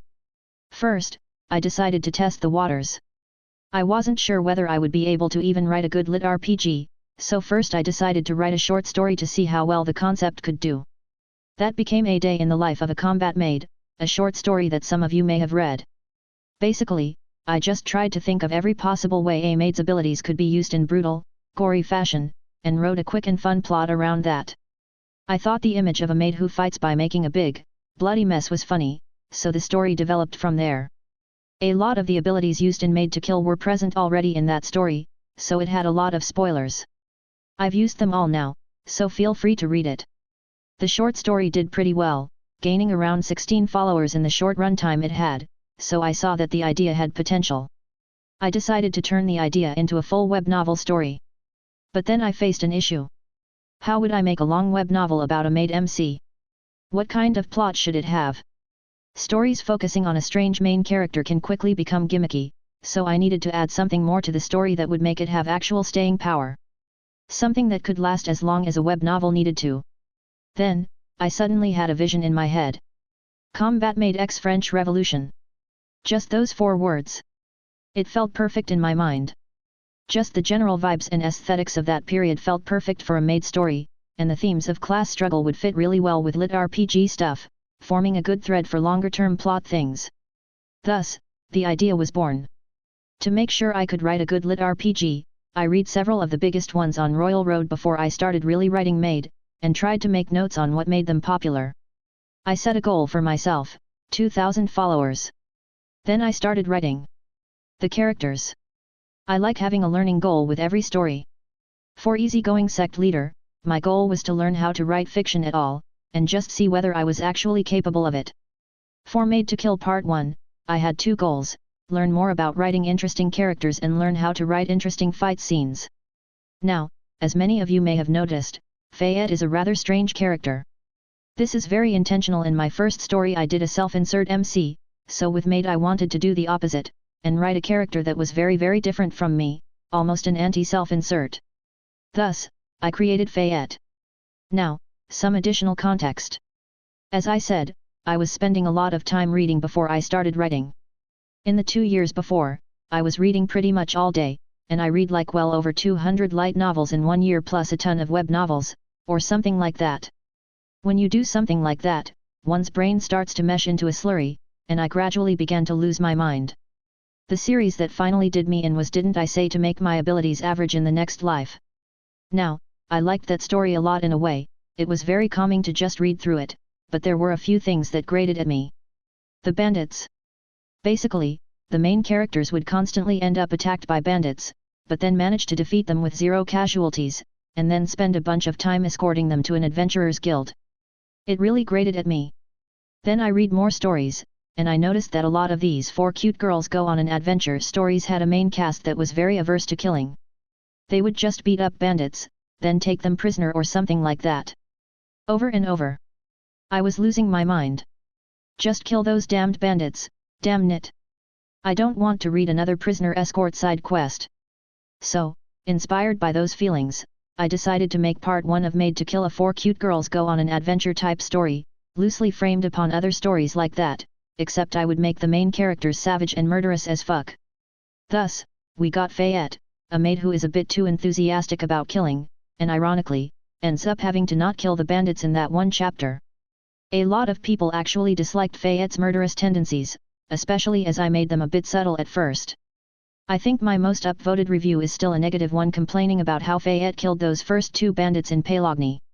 The reviewer was very upset about it, calling Fayette a murderous psychopath. I mentioned this before in an author's note, but I was very confused, because that was like the whole point of her character. If you read the story, you might have noticed that we had a whole character arc about that bit. You read a story called Maid to Kill and are surprised that the maid kills? The review still haunts me, because it has so darn many upvotes. More on that when we talk about the hiatus. Now, I wanted Fayette to be a bit airhead. Basically, she is good at thinking on her feet in active situations, but she isn't so good at thinking long term. To counteract that, I added Mireille, who is basically modeled after a more typical, rational Royal Road lit RPG protagonist. Unsurprisingly, adding her in made a lot of people upset too. Basically, I wanted her and Fayette to have a dynamic where Mireille starts off bossy and makes up all these plans, and then when they inevitably fail, Fayette steps in and saves her with quick thinking. I played up the dynamic a bit when I introduced her, so a lot of people got upset that I had suddenly dumbed down Fayette. Some people even wished that Fayette would die so that Mireille could become the MC. I made her a seamstress because seamstresses just felt fitting for the vibe of the setting, and I thought I could think up cool abilities for her to use. Seamstresses were sort of a fading group in the Industrial Revolution, which Mireille's arc follows somewhat, as she spends a lot of time lost and searching for a fitting role to play. Now, as I was writing a maid story, I of course had to add a lady to the mix. How could I not? Perhaps even with some forbidden romance along the line. We'll get there eventually. I wanted Marie to act as a counterbalance to Fayette's murderousness and Mireille's cold rationality, so she is the empathetic saint of the bunch. This initial 3 have a very clashing dynamic, and I've noticed that a lot of people end up disliking one of them while really liking others, which makes sense. Of course, I didn't want a group of characters that all agreed with each other and had no fights, so I made sure there was ample opportunity for tension. It's been very interesting to follow the discussions around the story. Now, Olivia was the last of the 4 to be added in, and I spent a lot of time thinking who she should be. We can't have a 4 cute girls go adventure story with only 3, can we? Eventually I landed on the old Victorian doctor archetype, as it felt like a good fit. I made her sort of murderous too, as I felt we needed some additional murder in the party now that Marie was in the mix. This is Maid to Kill after all. Murder is always the final result. Setting and tone. You may have noticed that the story has a bit of an industrial bent to it. Basically, I just thought, why have only 1 revolution, when we could have 2? Thus, the Industrial Revolution vibes joined the story. The world is not quite our Earth, but obviously is very close. If you are curious about the map and countries, it's actually based on the mod Divergences of Darkness for Victoria 2, so you can have a look there to see what the world looks like. The tone of the story sort of shifts between gritty violence and light-hearted banter, and this is very intentional. I think the edge between silly and murderous is where combat maids are as a concept, so doing full seriousness would have felt wrong. The tone is a hard thing to nail, and is something I will be honing a lot in further edits for ebook release, but I am generally satisfied with how it is. The release. The release of Maid to Kill was a hectic one, and I have quite a few regrets about it. Basically, I wanted to have the story written up to the point where Marie gets introduced before I launched, chapter 42, but I instead ended up in rewrite hell, just writing the same set of chapters over and over again. The first 8 chapters of Maid to Kill were originally very different, and they went through over 6 rewrites before their current form, with no sign of an end. The cover was a big factor in this. After writing the initial drafts, I commissioned a cover from my sister who is super talented, big shout out, and it turned out fantastic. I looked at the cover, and suddenly felt that I had to make the story a lot better so it could live up to the cover, and so the rewrites went on. Eventually, I decided to just release the story so that I could move on, and I did so with a backlog of only 8 chapters. Surely, I would have ample time to write more, right? Wrong. Somehow, Maid started growing crazy fast. We hit rising stars with only 7 chapters, and hit number 1 after only 14 chapters posted.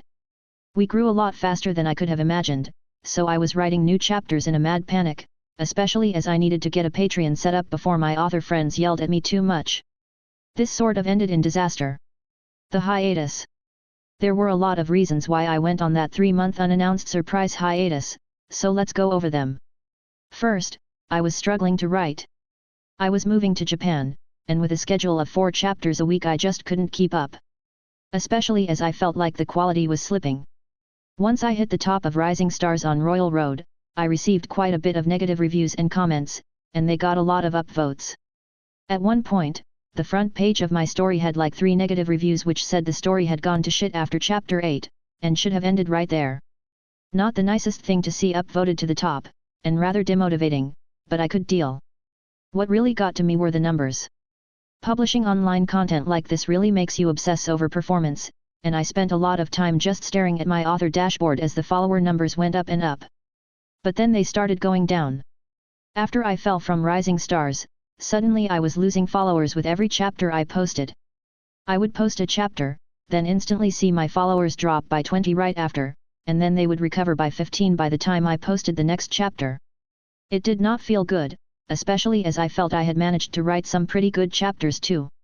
This is just how it works on Royal Road. If you have a large growth period followed by a more normal period, numbers will fall with every chapter because people will unfollow a story when it pops up in their follow queue and they no longer feel interested in it. It happens to pretty much all stories, but I didn't know that at the time, and thought people just hated the chapters. Additionally, my rating was dropping fast along with my viewers, but that is also pretty natural. My rock story has 0 negative written reviews, and receives a new 5-star written review every day, but the score graph for it still looks like this. The rating system on RR is just such that stories will generally fall in rating over time, unless they get a lot better with age.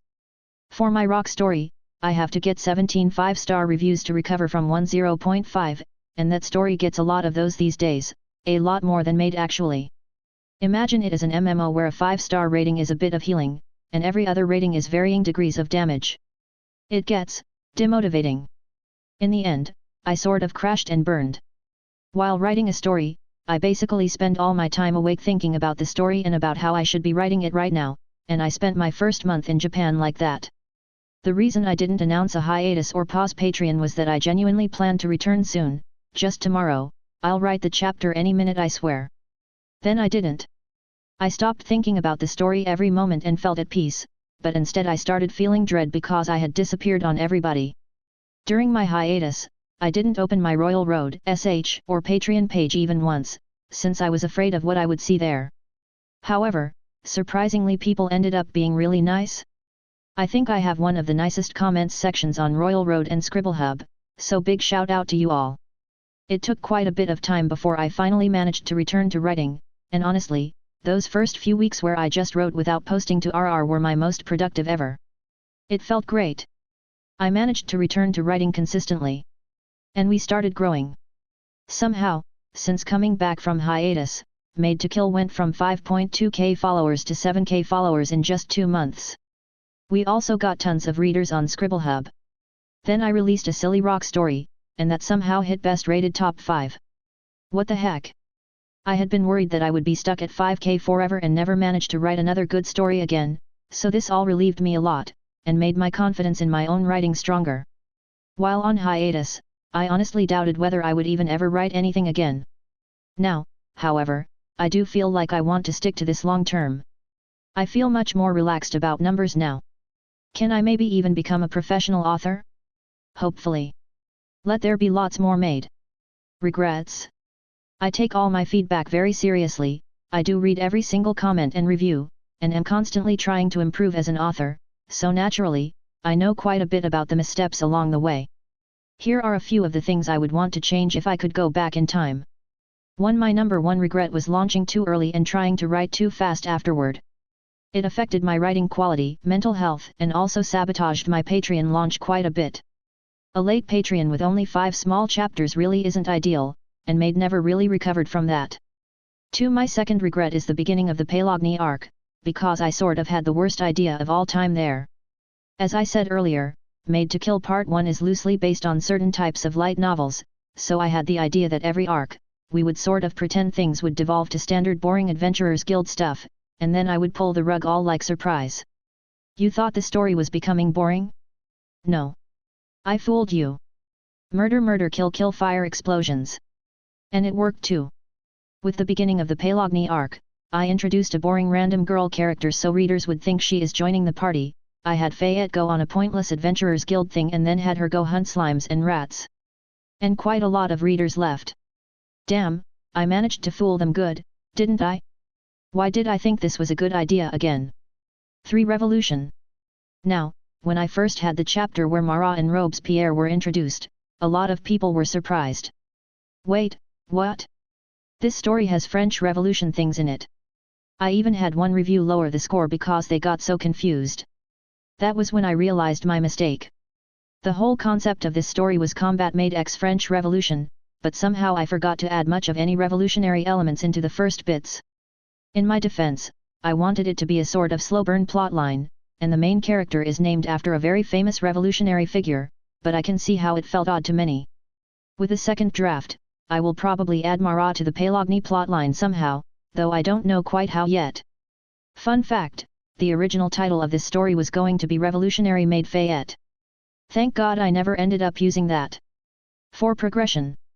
I receive a lot of comments from people asking about when Fayette will get a class up, what a capstone skill is, when she will get one, etc. This is because I didn't make the story in Isekai, and I also avoided doing much exposition for how the system works, which isn't ideal for Royal Road stories. It's hard to build anticipation for level ups when readers don't understand what they should be anticipating, so I hope to improve on this in the future. Future of Maid. With the first part of Maid to Kill, I wanted to focus on exploring the world and seeing how the lower strata of society were treated. Basically, Part 1 was the tale of workers and commoners. With Part 2 we will be moving upward in society, and there will be a lot more historical fiction elements involved. The French Revolution forms the overarching plot of the series, while the individual parts will all have their distinct flavor to them. Part 1 was a travelogue adventure thing, which was fun to write, but also had its issues. It was difficult to have a good side cast with the MC gang always moving, and it was tough to write fights and other scenes when I always had to have all 4 main characters in there. I ended up splitting the party a lot later, but for my first story featuring fights, having so many group fights was very challenging.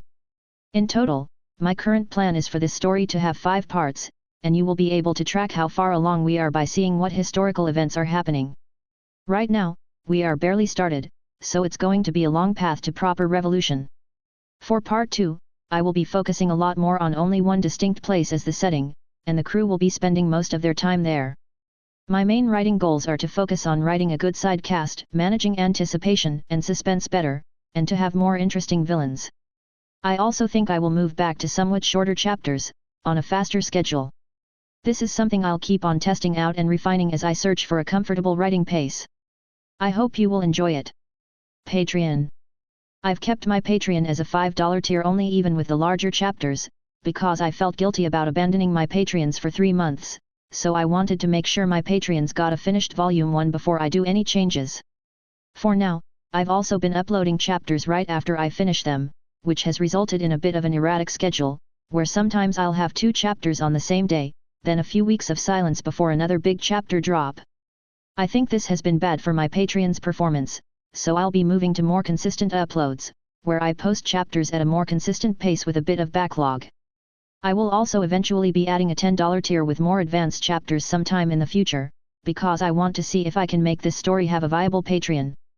Maid has an amazing amount of followers, but it also has a $500 Patreon for 7K followers, which is one of the worst performances on Royal Road, I'm pretty sure. I would need over 30K follows for a viable income at this rate.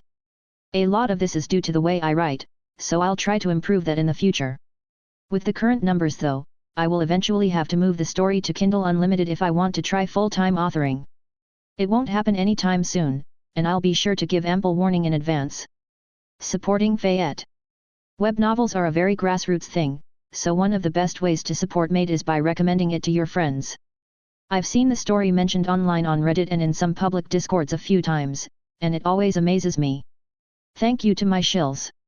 You all do beautiful work. The second way to support Maid is by writing a review for it. The ratings-based list's big part of visibility, and reviews, especially advanced ones, count a lot more than just basic ratings. If you've managed to read this rambling note this far, I hope you can take a moment to write up a review. Somehow, my rock story has over 200 reviews, while Maid has about 60, at double the followers. Fayette needs the love too. Now, as mentioned before, there will be a quick break of around 2 weeks to rest up and to prepare part 2 before I start posting again. If you have any questions or things you want to say after this long and rambling blog post, leave them and I'll do my best to answer. I'll try to get to every comment. Big shout out to my writer friends. They're a huge part of the reason Maid is as good as it is, and I'm sure you've noticed me shouting out their stories along the way.